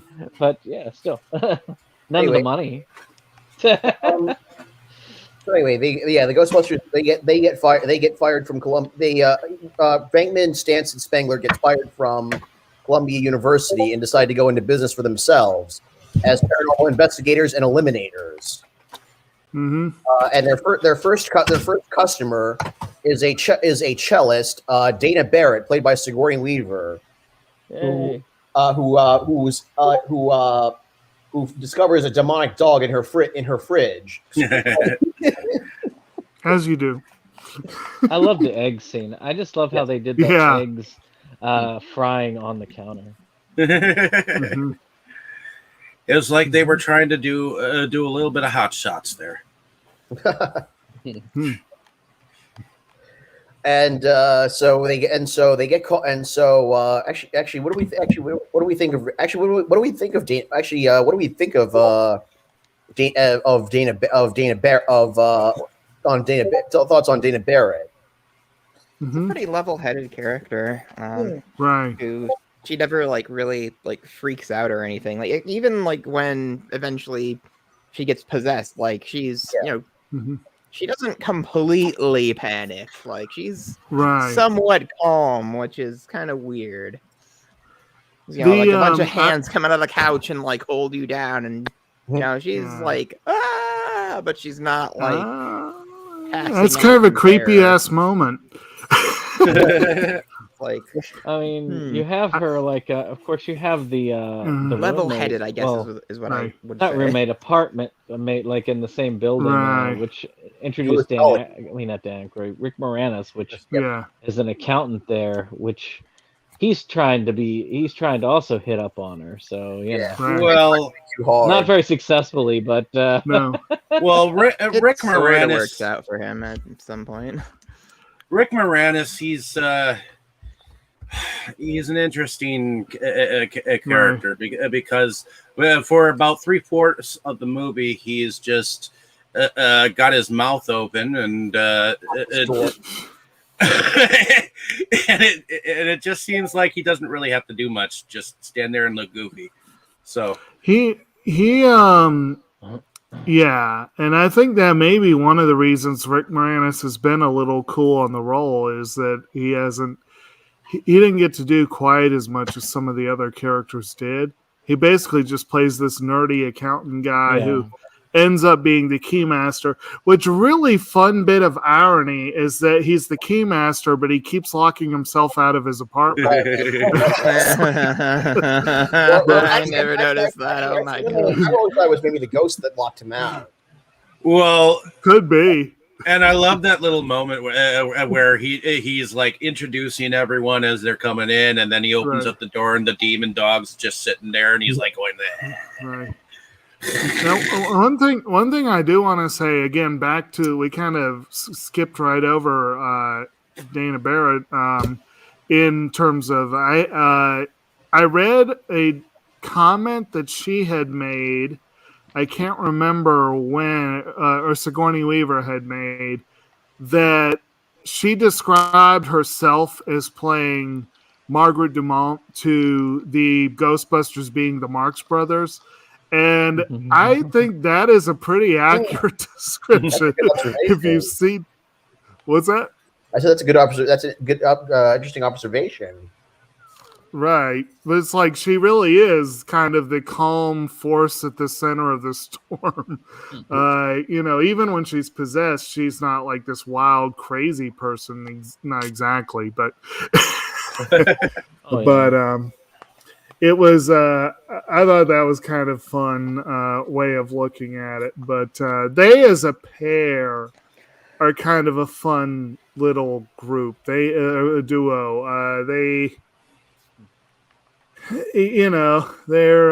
the gatekeeper and the keymaster. They seems appropriate, I guess, for the roles that they're supposed to play. I thought it was interesting that could you put two more opposite people together for that? Not much. No. Actually, one fun thing about Lewis's party, that dumb blonde that he ends up dancing with is Jean Casey. Yeah, Casey Kasem's wife. Jean, which I know her primarily as Nick Tortelli's second wife on Cheers. And I just like this was like her first appearance, and I just thought that was kind of amusing. That I was like, I don't know if I noticed that before. And Casey Kasem himself has a cameo cameo as himself. Right, and I believe this was the first of many That's the guy on the cameos radio, right? by the late Larry King on this one. Oh yeah, yeah. So did Larry King do a lot of cameos? He did a lot of cameos. Oh, yeah. He used a lot of cameos as Larry King. Yeah, because Larry King had been kind of a staple all around. I mean, most people have. Shoot, Larry King did his show for so freaking long. Most people knew who Larry King was. At almost any time. Yeah, they had him on Gravity Falls, and I thought that was a nice touch, even though like most people watching Gravity Falls probably had no idea who he is. Yeah, Larry King was like the Johnny Carson of Very like out of the left 80s. Okay. Because after Johnny Carson, wasn't it Larry King who was like the Tonight Show? No, he's more of a journalist. Yeah, like CNN kind of talk show. Then it was David. That was the next. Yeah, David Letterman. Yeah. I think he did a lot of cameos too. I think my favorite thing he did was he went on well-known idiot Dave Rubin's show and took like a 5-minute phone call in the middle of his interview. Like he just did not care. he's like loudly talking to his grandchild about baseball, and Dave Rubin is just kind of like, is he gonna get on the phone? Just absolute disrespect. That might have been part of his shtick too. You never know. It was great. So R.I.P. Larry King. And Casey R.I.P. Casey Kasem. You could say both of them lived pretty long lives. Because Larry King was in his 90s when he passed, and I can't remember how old Casey Kasem was. He was pretty old too. Pretty old too. Yeah. So they got to live good lives as far as what they did. But yeah, we had that, and then we went back to. I did find it interesting when you went to the plot. They really were struggling, and you could see they were struggling because they took a third mortgage out on his house. I noticed how they had Dan Aykroyd's character always like being the little bitch. I mean, the guy that they made do everything first. I mean, he's very childlike of the team. Kind of like the whipping boy. Yeah. Well, he also really, this was his baby in a lot of ways. Yeah. Like, I'd also, another thing that I was reading that I thought was quite appropriate was that they described like Ray was sort of the heart of the team, Egon was the mind, and Venkman was the mouth. That's accurate. Yes. And Winston was the muscle. Winston's the muscle. Right. That's a good fourth extension of that. Yeah. Winston was the afterthought. They had kind of a good call to that in the second one with the painting that forms at the end. Like they're all like holding something that kind of reflects their personality, and it's like, oh, that's really cool. All right. So after Venkman investigates Dana's apartment and finds nothing but a fridge full of junk food, they use up the last of their petty cash on some takeout when they get a call to come down to the Sedgwick Hotel to take out a full class 5 full roaming vapor, a real nasty one too, which turns out to be Slimer. I've been there so many times in the video game. Like I'm just seeing it in my head right now. Yep. I'm just going to point out the Centric Hotel does not actually exist in New York. That's that's actually in L.A. Oh well. But although I will say the apartment building, the apartment building where Dana and Lewis live, I have been there before, and they get Ghostbusters fans all the time. Coming to visit. But so they go to the hotel with their new untested equipment, their proton packs, or as they refer to them in the movie, unlicensed nuclear accelerators. Yeah. That little scene in the elevator is Seemed like the a good first idea time. at The the first time. time they turn it on, like, and it makes that really dangerous sounding whine, and it's like, ooh. So they chase through the hall. So they chase Slimer through the hallways, destroying a housekeeping cart. Well, and he slimes Bankman. Yep. Mm-hmm. We should split up. Great idea. We can do more damage that way. They eventually chase it. They eventually chase it pursue it into a ballroom. And trap it after destroying the ballroom, after wrecking the ballroom. A ballroom that is about to be used for a big banquet or some sort of or a party. And the butler is just standing outside and hearing everything. He's And like the hotel manager. You don't shoot up the hotel, and they just annihilate that. Right. Not to go back to Bateman, but I loved it when he got slimed, and his reaction was just great. But that's such an iconic moment from the film too. He's and he's on the mic. He's talking to him on the walkie-talkie. It's like. And it bothers him. It's looking right at me. Yeah. He's like, what do I do? Oh my god. It's the same one who slimed me, definitely. Yeah. So I do wish that they'd done more ghost busting, actual busting. I mean, in the movie, it would have been cool. It would have been kind of cool to see it because I did really enjoy what they did there.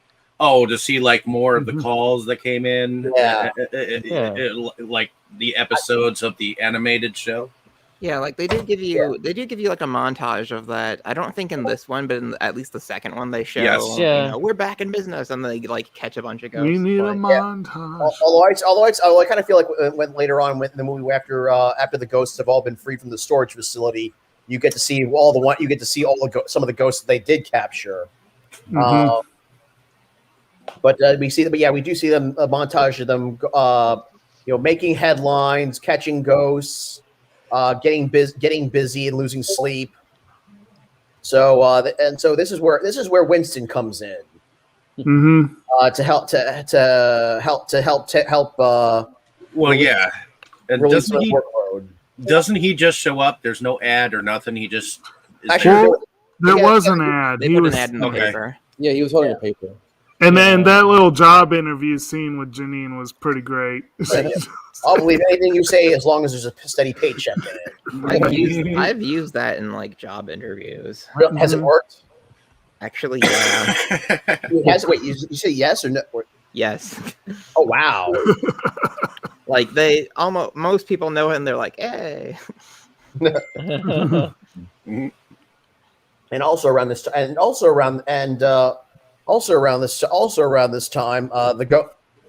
Ghostbusters get a visit from Walter Peck, a representative of the Environmental Protection of the EPA. Now, let's. I wanted to give this a little bit of a different spin. As a give child, them a hard time right away. As a child, I looked at this guy as the villain. But as an adult, I can understand why he did what he did later on. First off, he gets treated terribly at the beginning. And he's looking out for the environment, and these dudes have this stuff going on. They don't know what the heck is going on. But he's being a dick about it too. He was really a dick. He was dickless, but he was dickless though. I mean, well, yeah, he definitely came in. Like he may have been working for an agency that I fully support, and he may have been, doing the good work, as it were. But he clearly was. He clearly was the sort that enjoyed having a little bit of power and lording it over other people. Correct. And of course, Venkman happened to be the one he talked to, and that's a kind of a dangerous encounter there. Because he's the sort that will basically tell authority to go screw themselves just for the fun of it. So and that's kind of what happened. Yeah, Right. actually, I was even before, even when I was 10. Although, I mean, when I was 5 years old, yeah, I thought I hated Peck. But actually, like within 5 years, like when I was 10 years old, watching the movie as a 10-year-old, I was talking to, I was watching with my mom, and I'm like, this guy's looking out for the environment. What's the deal? What's the problem? The problem. But yeah, but yeah, Peck, I think he was he's well intentioned, and they probably, if I were Venkman, I would have let him see the storage facility. But yeah, it's like, that's one of the sticking points for me. Like as I've gotten older, is that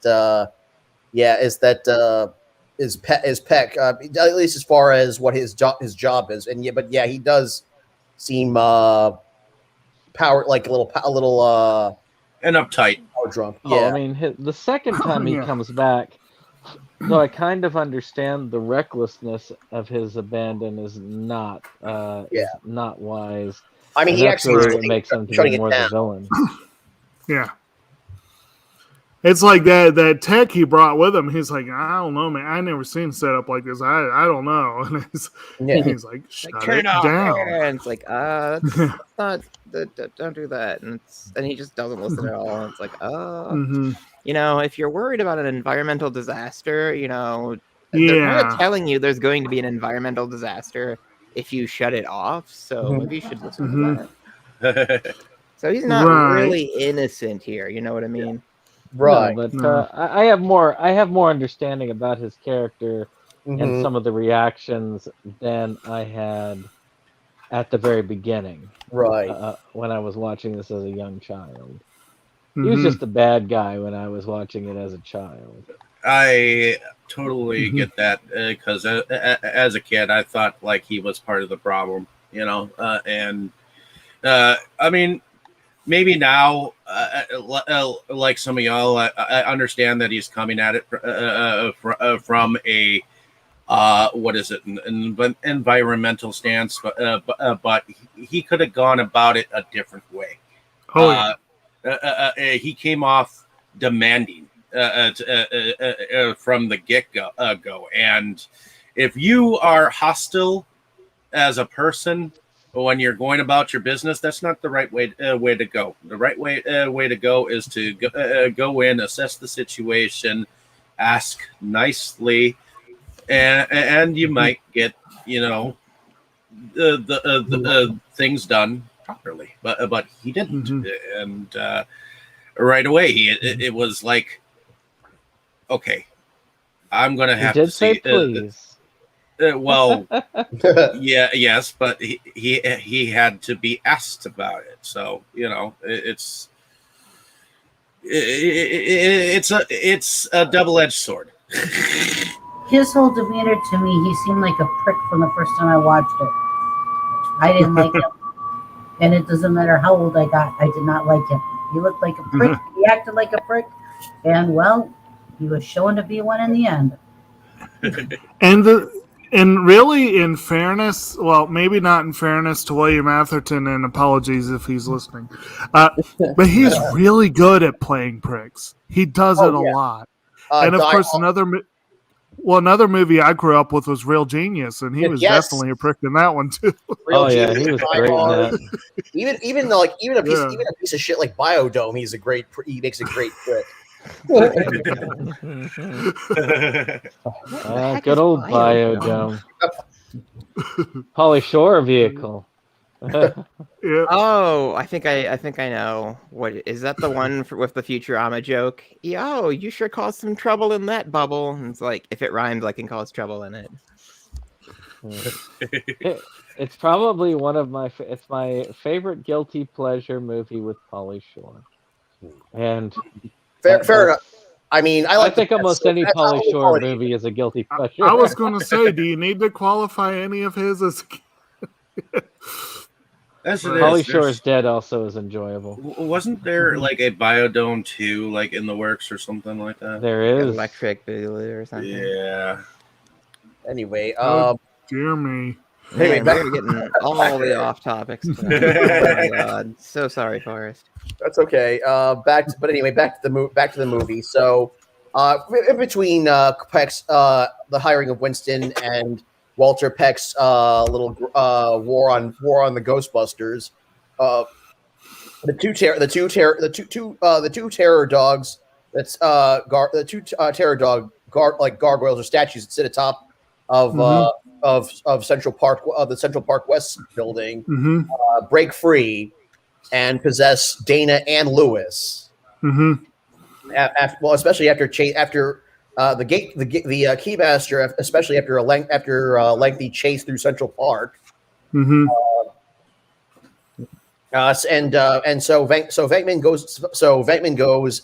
Actually, he goes on a date. He is supposed to meet with Dana for a date, and instead he encounters Zool the gatekeeper, who barks, she bites, she sleeps 5 feet above her covers.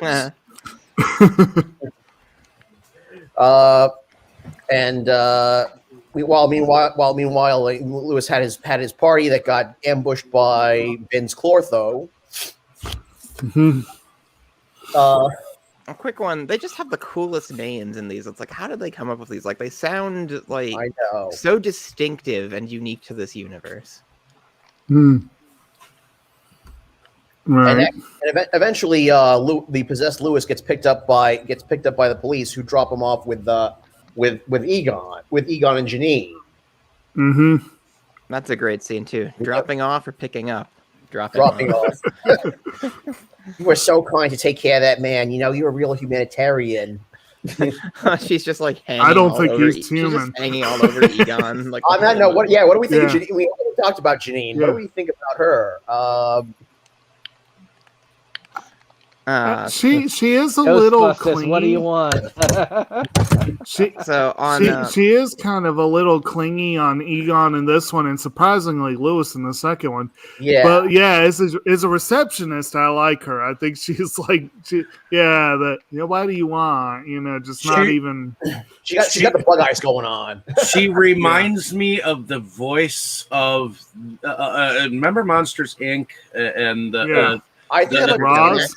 Yeah, I think that was probably why they got Jennifer Tilly, because she does sound kind of like Janine.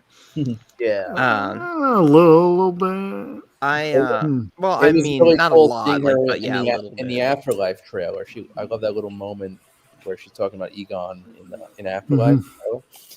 But in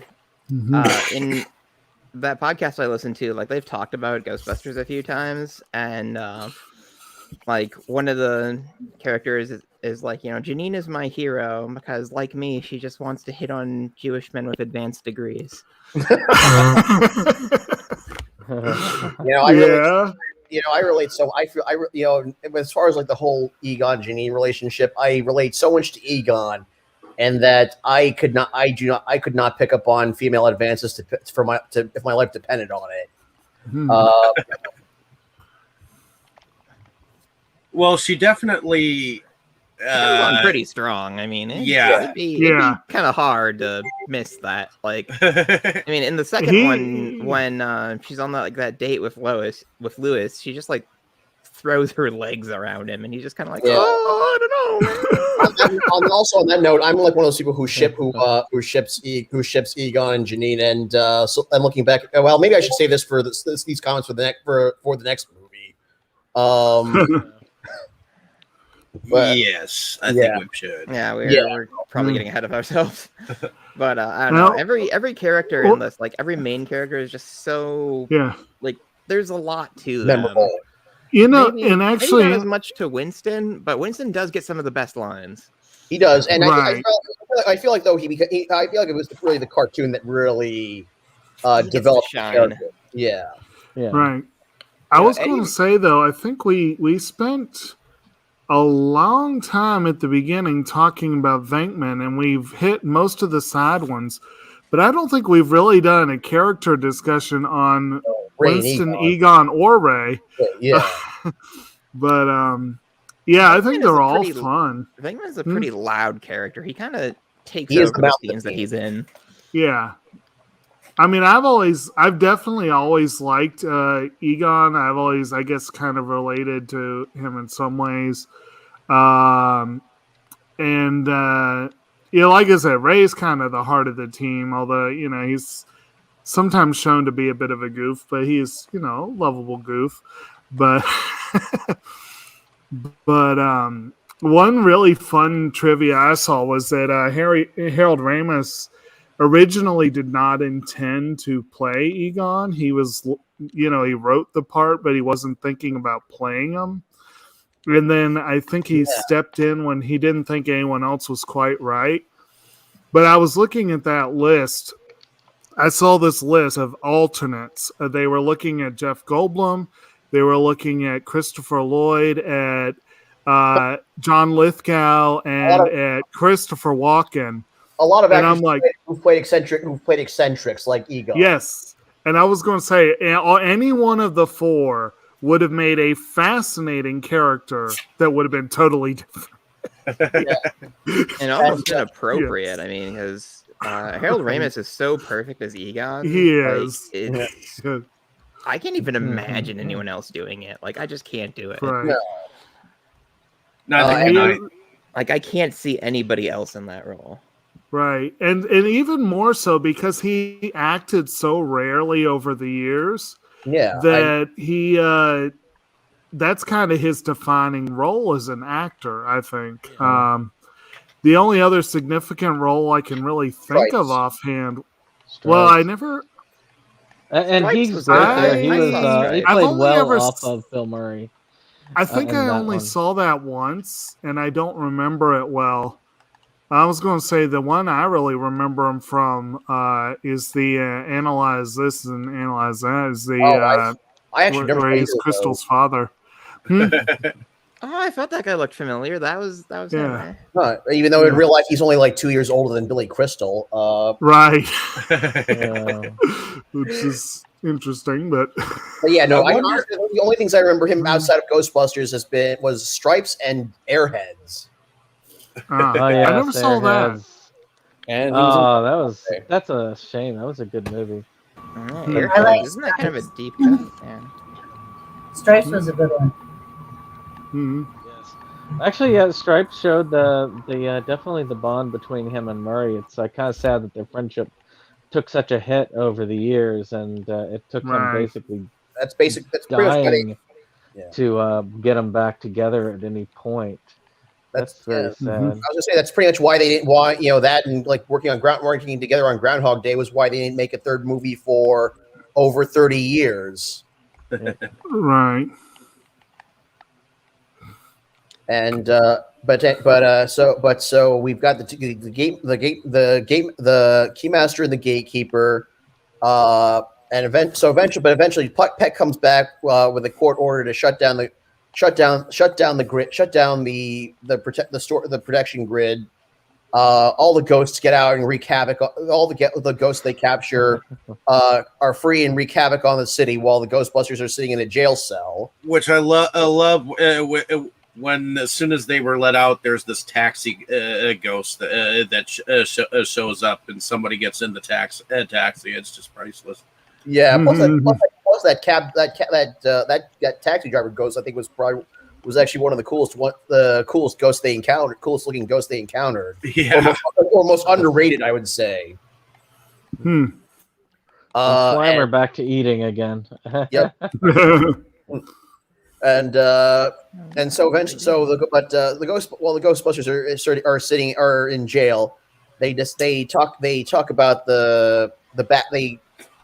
We learn about the background of Dana and Lewis's apartment, and then it was built by an architect named Ivo Shandor, who led a cult of worshippers of Gozer the Gozerian. And I love how all the prisoners are like closing in around them and listening, and then all of a sudden they talk about the end of the world, and they're all like, "Oh shit!" That's a good observation. Wait till you tell them about the Twinkie. Yes. Oh man, I feel like we. Oh man, I feel like we should. I completely Like jumped ahead. every scene in this movie is memorable. That's one of its Mhm. like charms. It's like you could talk about, you could Mhm. you could talk about it like shot by shot almost. Mhm. Yep. So I mean, it's this was never going to be a short one. No, Mhm. I mean even like going back a few scenes when when Venkman meets up with Dana outside the Lincoln Center. Oh yeah, and he's dancing. Yeah, or he's Mhm. spinning around imitating the skater. But like when him and Dana are talking about what about the origins of Zool or the background on Zool. Mhm. And the fact that he's insulting the other man that she was with, who was Mhm. the composer or whatever. I always kind of appreciate like little scenes like that because Yes. I've had experiences. Well, I don't know. I've had experiences kind of like that too. Like that just reminds me of. I have a really close friend, and I think it was last year. She was like, we do like video calls sometimes, and last year she was like, oh yeah, meet my boyfriend. And so, like, she puts him on, and he's like, "Hey, I heard a lot about you. Wow, look at all your nerd shit in the background." And it's like, "Fuck you, Huh. fuck you." So I kind of sympathize with that guy, I guess, is my point. Yeah, Mhm. but and Well, so and of course you also get the phone call that Dana gets from her mother, and how she explains the date that she's going to have with Bankman, those and guys she's on like, TV. I mean, out of the two possession scenes, that one was the creepiest. Though I Yeah. really loved the one with Rick Moranis, just because, like, okay, who brought the dog? Oh, And it's like it's clearly like a monster. Or- It's not a dog in the slight. It has four legs like a dog. That's as well, I mean, close as it eventually gets. they are called Like, terror dogs. and when but- Well, Bankman, and didn't someone? Someone said that someone brought a cougar into the building or Yeah. also bear, That also was the bear on doorman. point. something. Yeah. that was Yeah, the doorman as Bankman went into the building. What happened? Well, someone brought a cougar into a party. Actually, so here's how it goes. So Lewis called it a dog. The doorman called it a bear, and then the cops called it a cougar. Mm-hmm. And actually, in that scene where he goes to the tavern on the green, like trying to like someone to let him in, he's locked out. There's actually a cameo from 80s, like it was actually an early role for 80s pop singer Debbie Gibson. She's there because if they're having a party for her inside, but like nobody can see this terror dog. So is that like I've only been to New York a handful of times. A Tavern on the Green, is that like an event place, or do they? No, actually... it's a fully functioning like bar and restaurant. I've been there. I've gone there once to have a few drinks. It looks expensive. So It is. I think I ordered like one beer and it was like $17. Oh, Wow. you're talking about the one where Foreign or domestic? where the he ends restaurant up. they go to in the gate too. Yeah. Mhm. That's my takeaway. Oh, when all the butlers look up and realize that they're all there. Well, it seems like a really like fancy place. I guess is Yeah, it's my very point. it's very It's a upscale. 5-star place. You're supposed to leave a $25 tip. Yeah. Oh, I would expect like $100 tip.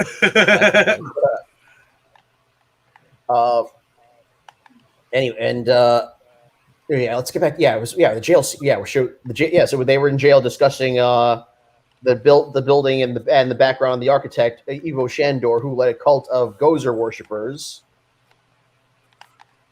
And they discussed like the possible end of the world when they're interrupted by Reginald Vell Johnson, aka who we best know as Carl Winslow on Family Matters, that the mayor wants to see them. And now, was this before Die Hard or This was before Die Hard? This was before, yes. Actually, and it's apparently really funny. I've been watching a show called Invincible, and the school that the characters go to Reginald is Reginald whatever high school, and he's actually in the show as Principal Winslow. Right. He's not, it's definitely a more flattering idea of where he ended up in life than his appearance on the very excellent Mr. Dundee. But I'm sure that movie is fine. I have a soft spot for that It's franchise. okay, and he's fun. Apparently he was in consideration for not Carl Winslow, Winston Zedmore, and this was sort of like a consolation prize, I guess. But it does make for a fun little cameo. I heard they offered it to Eddie Murphy, and Eddie Murphy was like, no, and then it's like haunted him apparently for years. Well, actually, Eddie Murphy was they originally wrote Winston for Eddie Murphy, but then Murphy turned it down, and so the studio had his role reduced. That's okay. I think that Haunted House is his revenge or getting back at the Ghostbusters for not. Yeah, the totally bad movie. Eddie Murphy just stopped being good around 2001. The ghosts in that movie reminded me of the ghosts in the 2016 movie. They did. I guess the 2016 movie did have interesting looking ghosts, I guess. Hey guys, I think I'm gonna have to hop off. Hey, did you want to say anything about your channel before you leave? Yeah, absolutely. So Unger the Radar, Unger with a G, Unger the Radar is my YouTube channel. I do film reviews, interviews, and feature-length commentaries. So check out Unger the Radar there. We also air on Manhattan Neighborhood Network, also on cable TV in the New York City area. And I wanted to mention the New York City Ghostbusters will be at New York Comic Con this year. 2 years later. Thank God, yes. We're back, and we've got the Slime Lab where kids can make slime, take it home with them. That's going to be October 7th through the 10th. And we are also involved with charity, the Trinity Place Shelter, which is a homeless shelter for LGBTQ youth. So check that out. So yeah, we're going to have a lot of fun stuff planned for New York Comic Con. And again, I'm Randy Unger with Unger the Radar, and I want to thank everyone tonight for being so nice to me. This is great. Thanks for coming out. You're good. Come on, Randy. You're coming. Cool, guys. Well, I'll see you guys next time. And All right. Ghostbusters 2 is one of my favorite movies of all time, so this is very painful to leave right now. That's okay, man. All right. I'm sure that this script will do it justice. All right. Take care. All right. Funny thing about the Ghostbusters slime. So one of the Ghostbusters toys was this very distinctive pink slime with this weird texture I have not encountered ever since. You know, one thing I miss about action figures in the 80s and 90s was they always came with slime. Actually, you know, cool thing, NECA is doing those retro Ninja Turtle figures, like in the style of the cartoon and like the old toys. And the most recent one they put out is Muckman, and he actually does come with a little thing of slime. Ooh. Like he used to. From the independent movie, Muckman? No, from the Ninja Turtles cartoon. Okay. Like the thing that's good and pure. Instead of the one of the worst DVD videos I've ever seen. But anyway, there was kind of like another like story with the Ghostbusters slime. Like when I was little, like I was told the story to, you know, be careful playing with the slime. Your cousin Danny, you know, ruined your aunt's favorite towels with it. And this happened like around when they moved out of an apartment into a house. And for some reason, when I was really little, I thought that they had to move out of their apartment because my cousin ruined like the bathroom towels with Ghostbusters slime. They had to move for the shame. I was like 2, okay? That's why I believe that. Maybe 3. Well, in any case, where are we? The Ghostbusters have just been called to City Hall by the mayor because shit's hitting the fan. Because he turned the thing down. The guy's like imploding and all kinds of chaos. Well, and the one guy was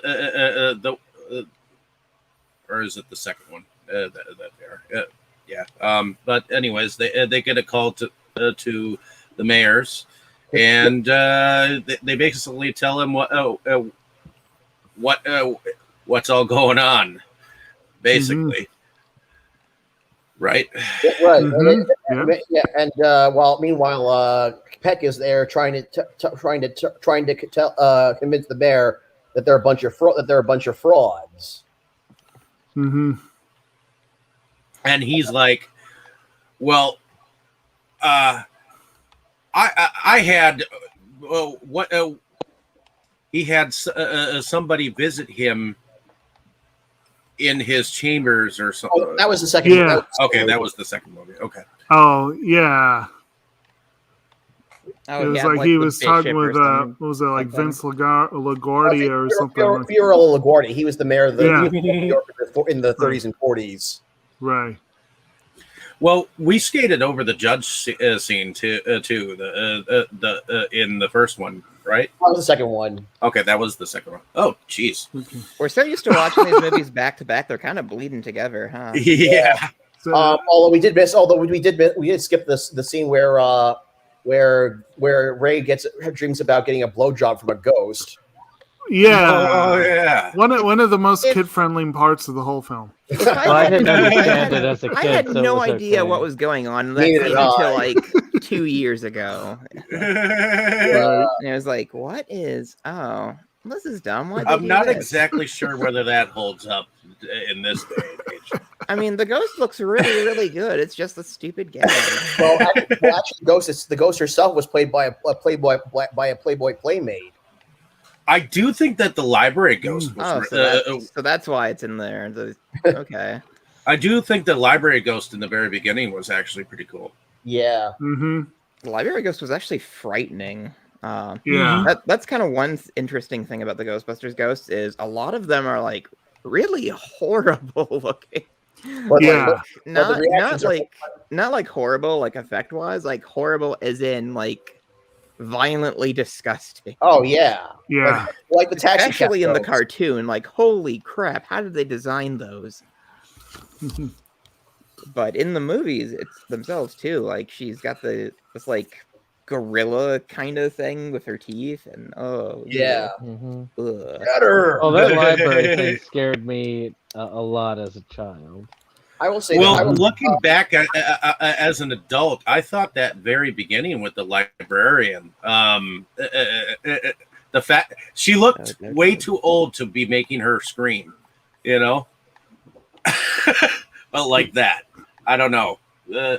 That's just me as an adult. Why did you have to go and scare that old lady? Yeah, that wasn't very nice. How do you guys want ghosts to look? All nice and sweet? They're a ghost.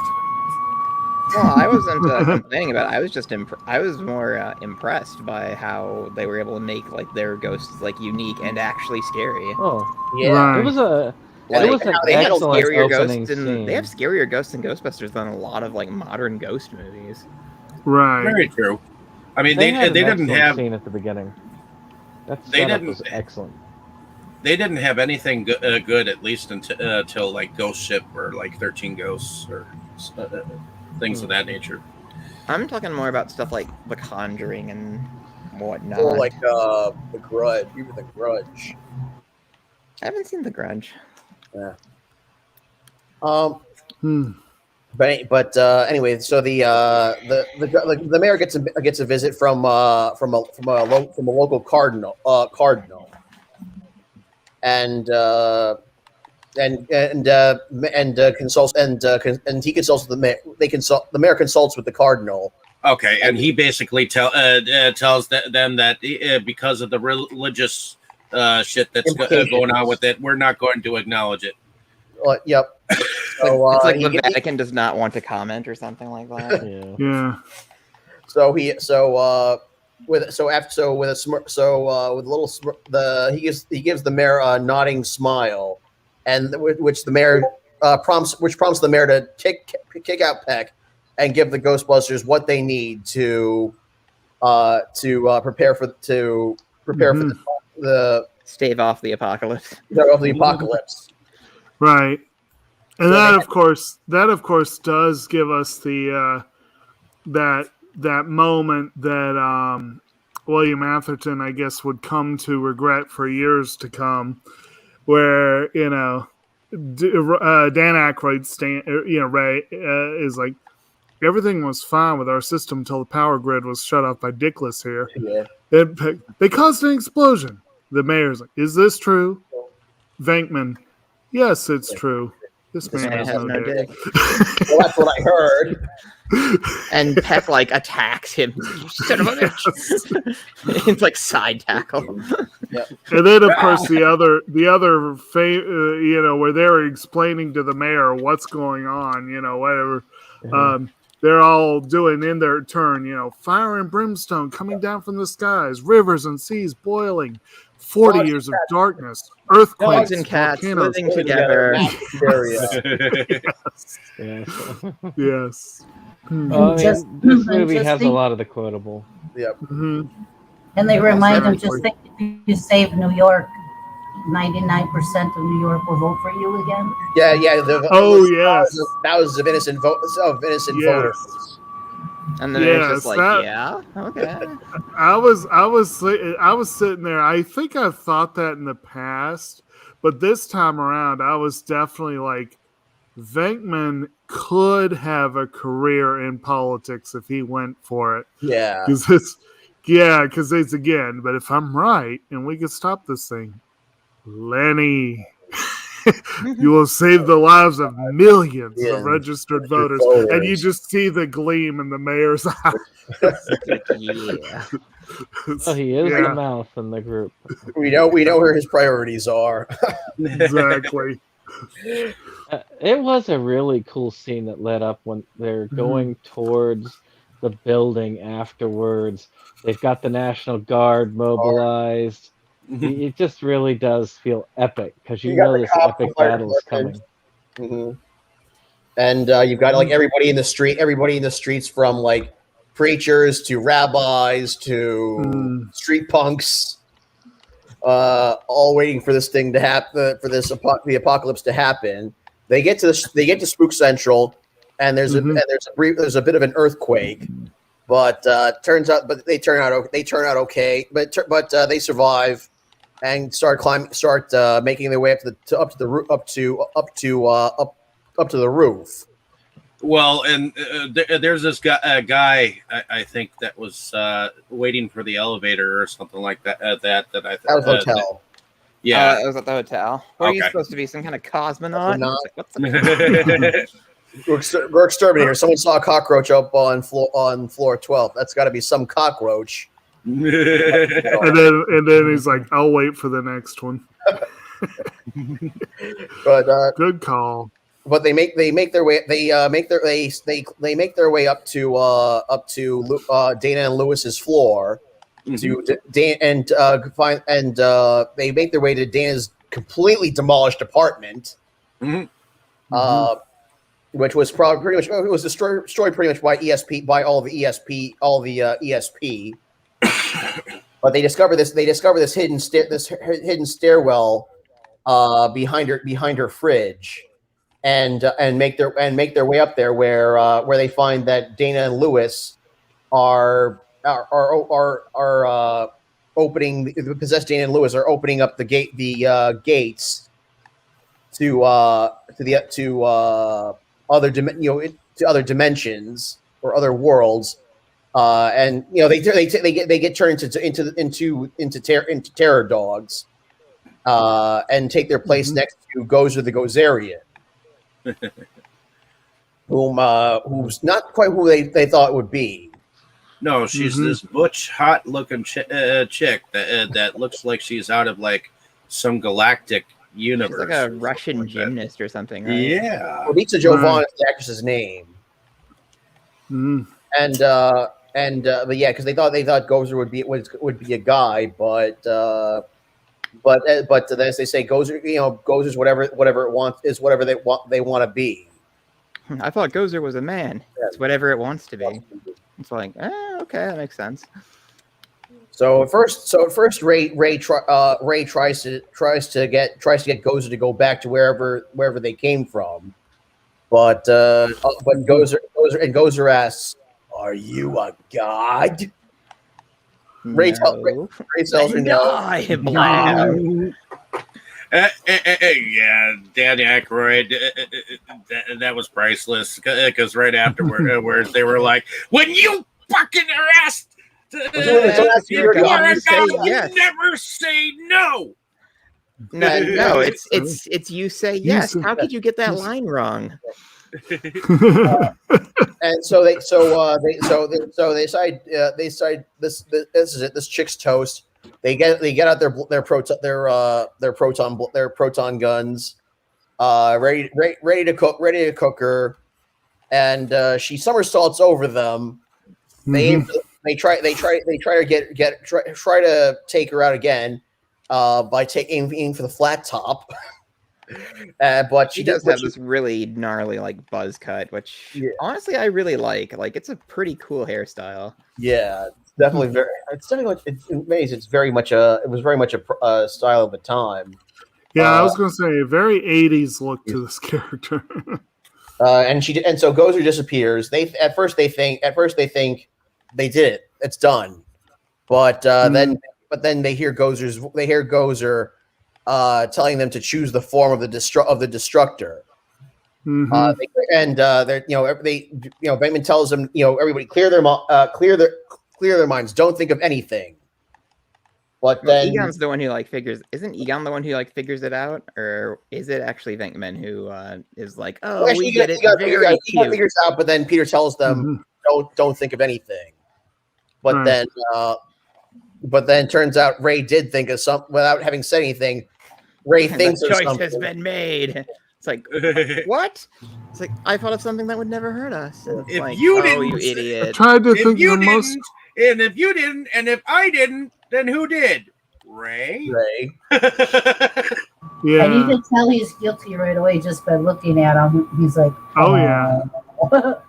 I couldn't help it. All I could think about was the Marshmallow Man. I tried to think of the most harmless thing, something I loved from my childhood, something that could ever possibly destroy us. And so he thinks of the Stay Puft Marshmallow Man, a mascot, within this universe. Right.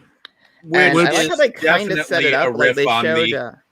I like how they kind of set it up earlier in the movie. They showed Stay Puft Marshmallows in Dana's apartment. So this is an thing. And also, like when the protection grid gets shut down, you can see a billboard for Stay Puft Marshmallows next to the headquarters. Right.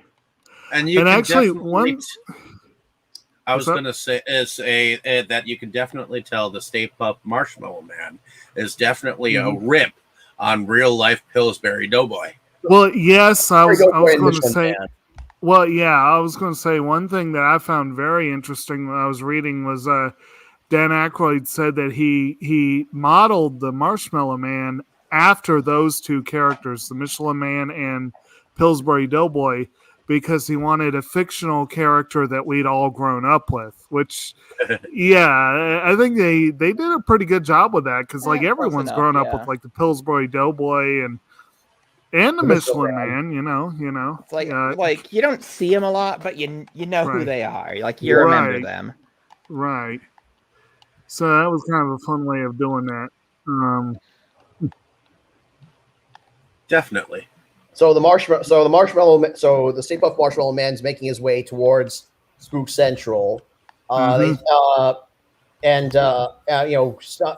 stops on a church next to the building, which causes Venkman to shout out, "Nobody steps on a church in my town!" So they fire their proton packs at the Marshmallow Man, which sets him on fire, and instead of killing him, it makes him angrier. So we Not start to mention that you do get kind of a kaiju moment where you think everyone's yelling, Yes. Godzilla! Well, actually, I was going to mention that this is sort of a kaiju film for at least a few minutes. Yes. Which is kind of fun. Yep, a little kaiju bit of King Kong as he starts climbing up to the top of the building. I do like that the Stay Puft creature is like corporeal. Like it can be set on fire and it burns and takes damage. Well, it was definitely melting as it was climbing the building. So you can just imagine whoever was standing below had to have been gooped. Like tremendously. In the 2009 video game, you have to fight it again, and it does indeed melt quite goopily. Goopily. So the Ghostbusters huddle, and Venkman realizes that in order to stop it, they would have to since the door to the interdimensional doorway. They have to blast the thing that's on the roof that Gozer came out of. Yes. And hopefully seal it shut and have it suck Gozer back to wherever it came from. And there was one thing that Egon had told them never to do with their lasers, which was cross their stream. Because it would have some kind of nuclear explosive thing to deal with it. Imagine all life as we know it instantaneously. No, it wasn't combusting. It was. Yeah, it was something like turning inside out or something. Yeah, like he used a lot of big words that I don't think actually mean anything. Something about like destroying every molecule all at once. Yeah, that's what he said. Something like that. Just imagine destroying every molecule all at once. Yes, that's what I heard, like physics talk when he started. Yes, try to imagine all life as you know it's stopping instantaneously and every molecule in your body exploding at the speed of light. Right, that's bad. Okay, all right. Important safety tip. Right. That's kind of funny. They end up crossing the streams somewhat frequently, despite this like dire warning. Because that's like the finale of the game, like too. It's like I never thought I'd say this again. Cross the stream. It's like sure, why not? So they cross the streams. They go with the plan. They cross the streams. They close, which closes the gate and destroys the Stay Puft Marshmallow Man, covering the crowd below in melted marshmallows, including dousing Peck entirely. Yeah, it comes down really hard on Peck, and he's just like, ah! He's like, I hate you. Yeah, there was no way he was going to escape that. I mean, he was. This is kind of his fault too. I mean, it was his comeuppance. And so, but the Ghostbusters all make it, and they find the two terror dogs turn back to stone, but it turns out that Dana and Lewis are still alive under them, so they break them out of their shells, and make their way back down. Lewis looks around and is at all the destruction, and all he can think is the superintendent's going to be pissed. Yeah. Which is probably true. As we see in the next one, find out in the next one. And he asks he looks at the Ghostbusters and asks them who does their taxes. Right. They're making their way down. Winston, with his hands on his hips, yells, "I love this town!" He's so cool. Like every time he doesn't get to talk much, but every time he does, it's something good. He always gets. You did kind of skip one of the best visual gags, which is after the big explosion. Venkman magically has almost no marshmallow on him. Makes you wonder where he was. right? It's like, And actually, I think Egon had a good line there too when they're all like covered in the marshmallow. He's like, I feel like the floor of a taxi cab. It's a very New York thing, I think. Just had some good. I think he had some good lines throughout the film too. You know. Yeah. Although I will tell you right now, like from recent experiences, New York taxi cabs are a lot cleaner now than they were back then, when that movie was made. It's probably because do people still even use them? Taxi cabs? Yeah. Oh, yeah. All the In New time. York, there's still people still use them. Okay, because I've had like only a couple of experiences with taxis, but they've all been very negative because it's like, oh, maybe I can try to take a taxi to this place. You know, like you look up the Uber price and it's like $8. Yeah, I mean, you look up the taxi price and the same distance is like $45. Well, that's because that's because they usually try to take the scenic route. Yeah.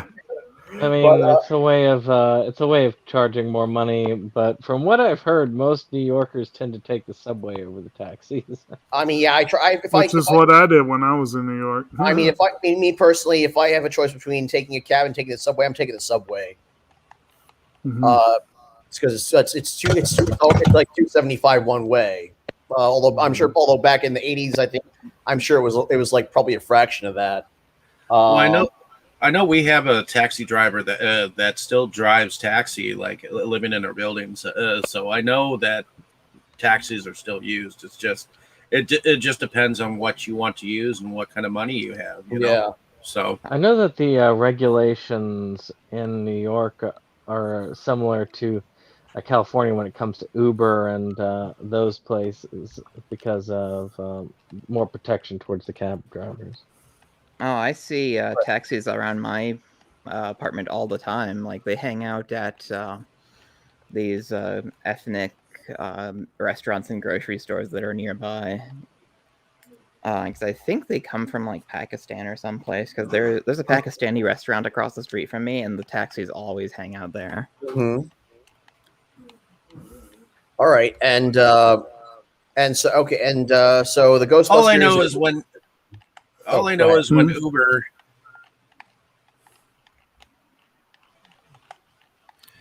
All I know is that when Uber actually it became involved in the actual driving of cities, I know that they definitely make a good run for taxis money. It's because they're like actually affordable. Well, yeah, it's they don't have to pay their workers any benefits or anything, so it makes it easier. All right, and so the Ghostbusters come back down to the street to a cheering crowd, and drive off into the distance while Slimer levitates his way towards the camera, and roll the credits. Mm-hmm. So wow, we've covered a lot of ground tonight. I guess at this point we just any thoughts on music, special effects? Well, the music is fairly iconic. Yep. Yeah. Yeah. It's a class. It was nominated for an Oscar.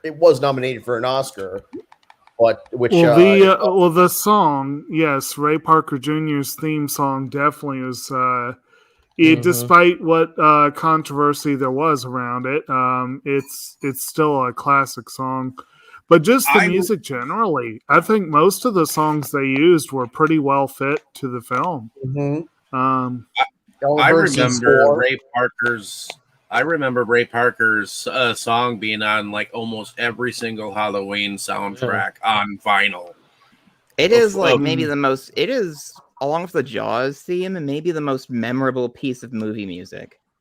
Like I think we can make that claim with some confidence. Oh, I mean, the whole thing was the whole movie has iconic music. Oh, what were you saying, Tammy? I said I remember roller skating to the song. They would play it at the roller rinks. Oh, I remember that too. Yeah. They would play it at the roller rinks whenever you'd skate around. It was what it was a classic to skate around to that song.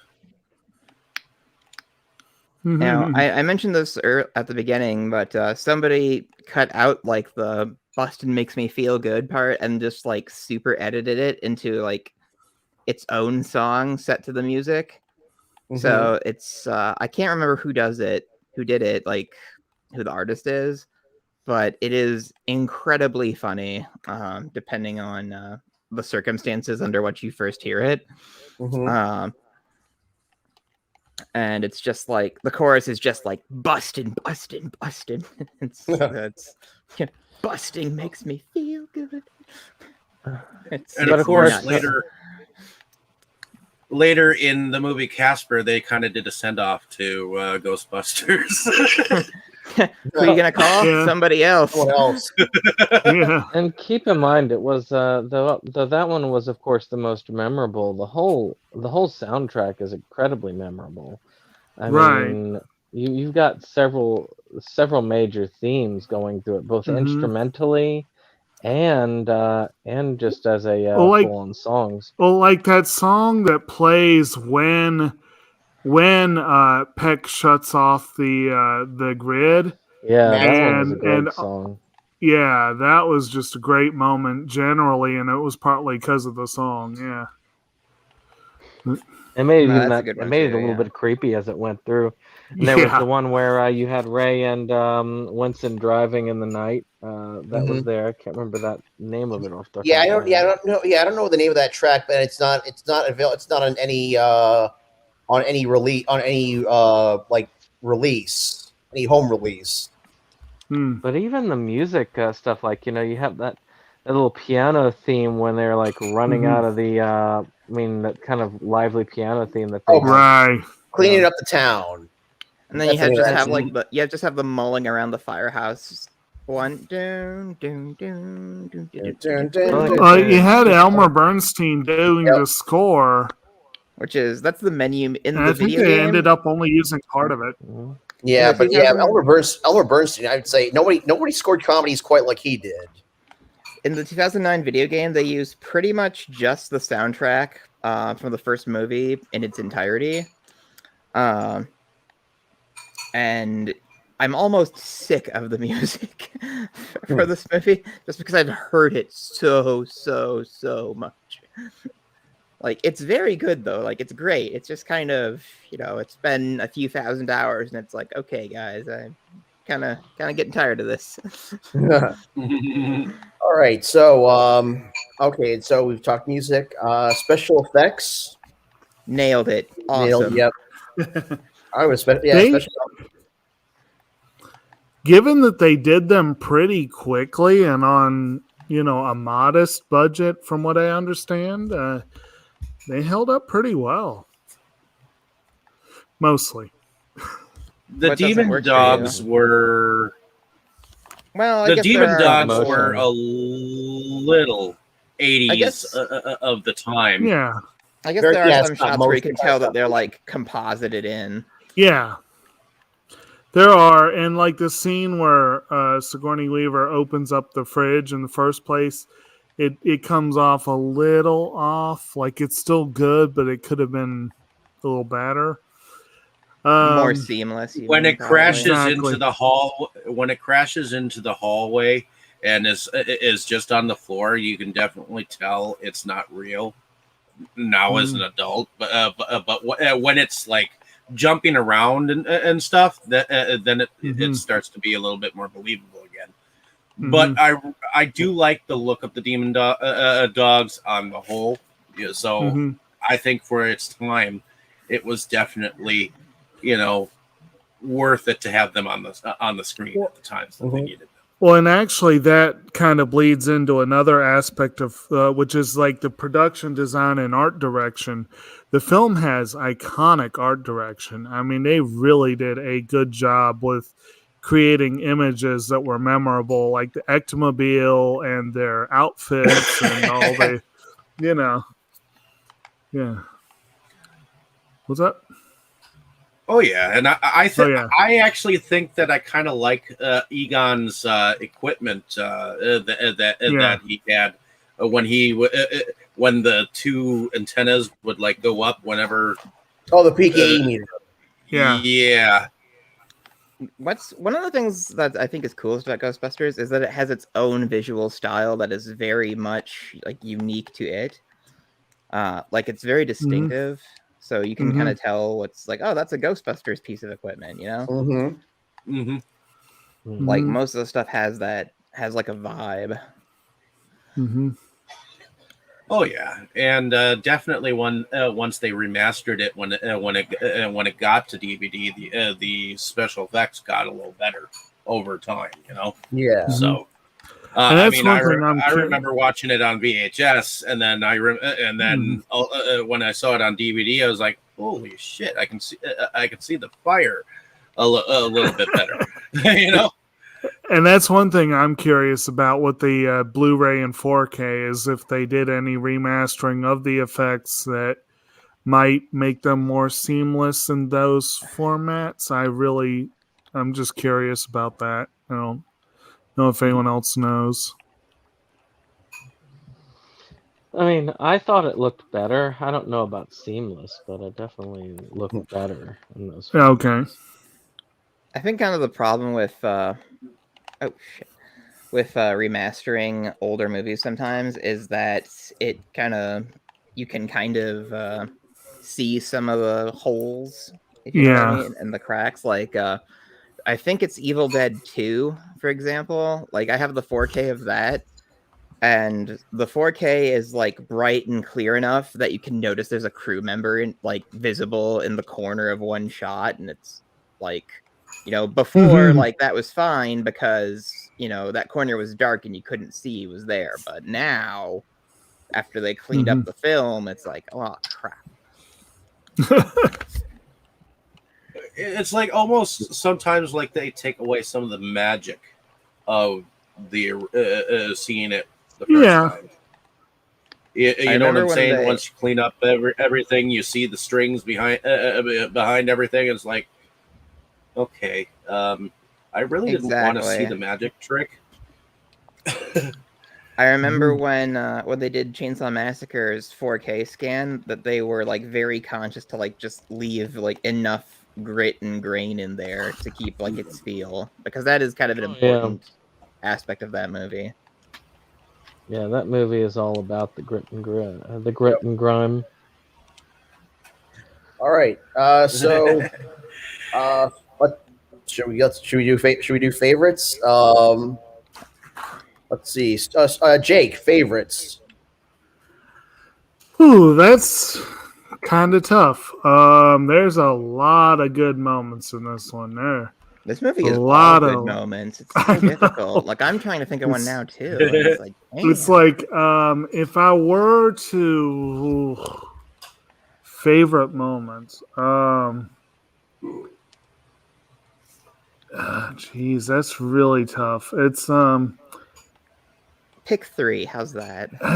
that's a good way. We'll do a random sampling of 3. How about that?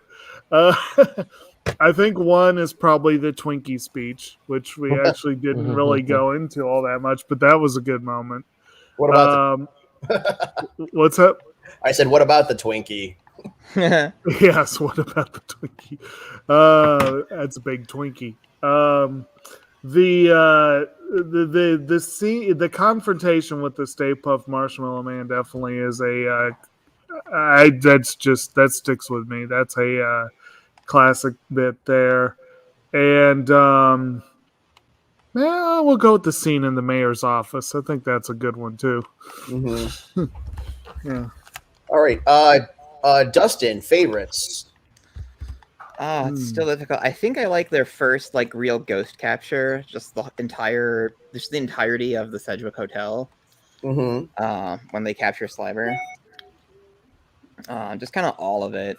When we get to see, I kind of like what I think I like the most about Ghostbusters is just kind of like when they go out like on cases, you know, and they don't have like some big catastrophe to deal with. Like I keep going back to the game. But like my favorite missions in the game were just when you would go like catch some ghosts, and it wasn't directly the plot. It's just like, okay, we got a job. You know, I love the scenes like that in the Ghostbusters films. Mm-hmm. Yeah, same with the cartoon and the comics. A lot more like smaller cases. Tammy, what about you? Favorite? Any particular favorites? Well, I kind of like that first one where something's going on when the eggs pop and they start frying, and she's freaking out and opens up the door of the fridge, and there's a demon dog in there. I thought that one was pretty neat because that's more or less at the beginning, and you're getting like a taste of what's maybe gonna be coming. So, and of course, the Marshmallow Man. Gotta have the Marshmallow Man. All right. And Roger, what about you? Favorites? Roger, you there? All right. Roger. Your thing is on mute. When you get a chance, unmute if you're there. But I guess I'll go with my favorites. Yeah, go ahead. Go ahead, Dave. Go ahead. Well, I think the moment when they realize that Ray has thought of the Stay Puft Marshmallow Man. That's one of mine. Just his reaction and the whole thing right there, and then I think I like the part where Dana is levitating.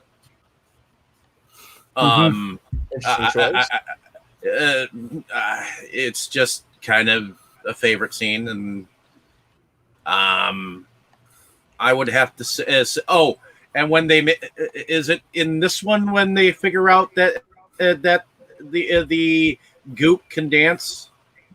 That's the second. No, that's the second one, Dave. Okay. Yep.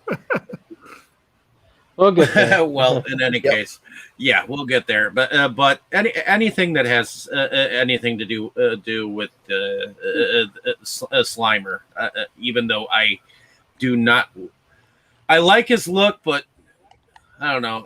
It's just not Slimer to me. So I like the whole concept of them capturing the goat. Yeah. Yeah, he doesn't talk like, "Hello, guys." He doesn't talk like that. So I kind of miss that. He doesn't sound like friendly crying. Yeah, honestly, I think I would say between the two Slimers, I prefer movie Slimer because cartoon Slimer was kind of was. I mean, at first he was okay, but then after they gave him a voice, he could be a little overly cutesy sometimes. Yeah. Sometimes, maybe so, but I was used to him being involved in their lives as a Ghostbuster. He was the unsung fifth one. But after a while, I felt like he kind of became like Scrappy Doo or the Great Gazoo. You should hear what Tammy thinks about Scrappy Doo. Oh boy! From what I understand, he's an annoying little people think he's the villain. Anyway, Brandon, over to you. Favorites? That library scene at the beginning, that's always a big thing. I liked it. I liked both parts of that scene when it shows you at the beginning because it was just such an excellent introduction. It was creepy and cool at the same time. And I really wanted to be in that library.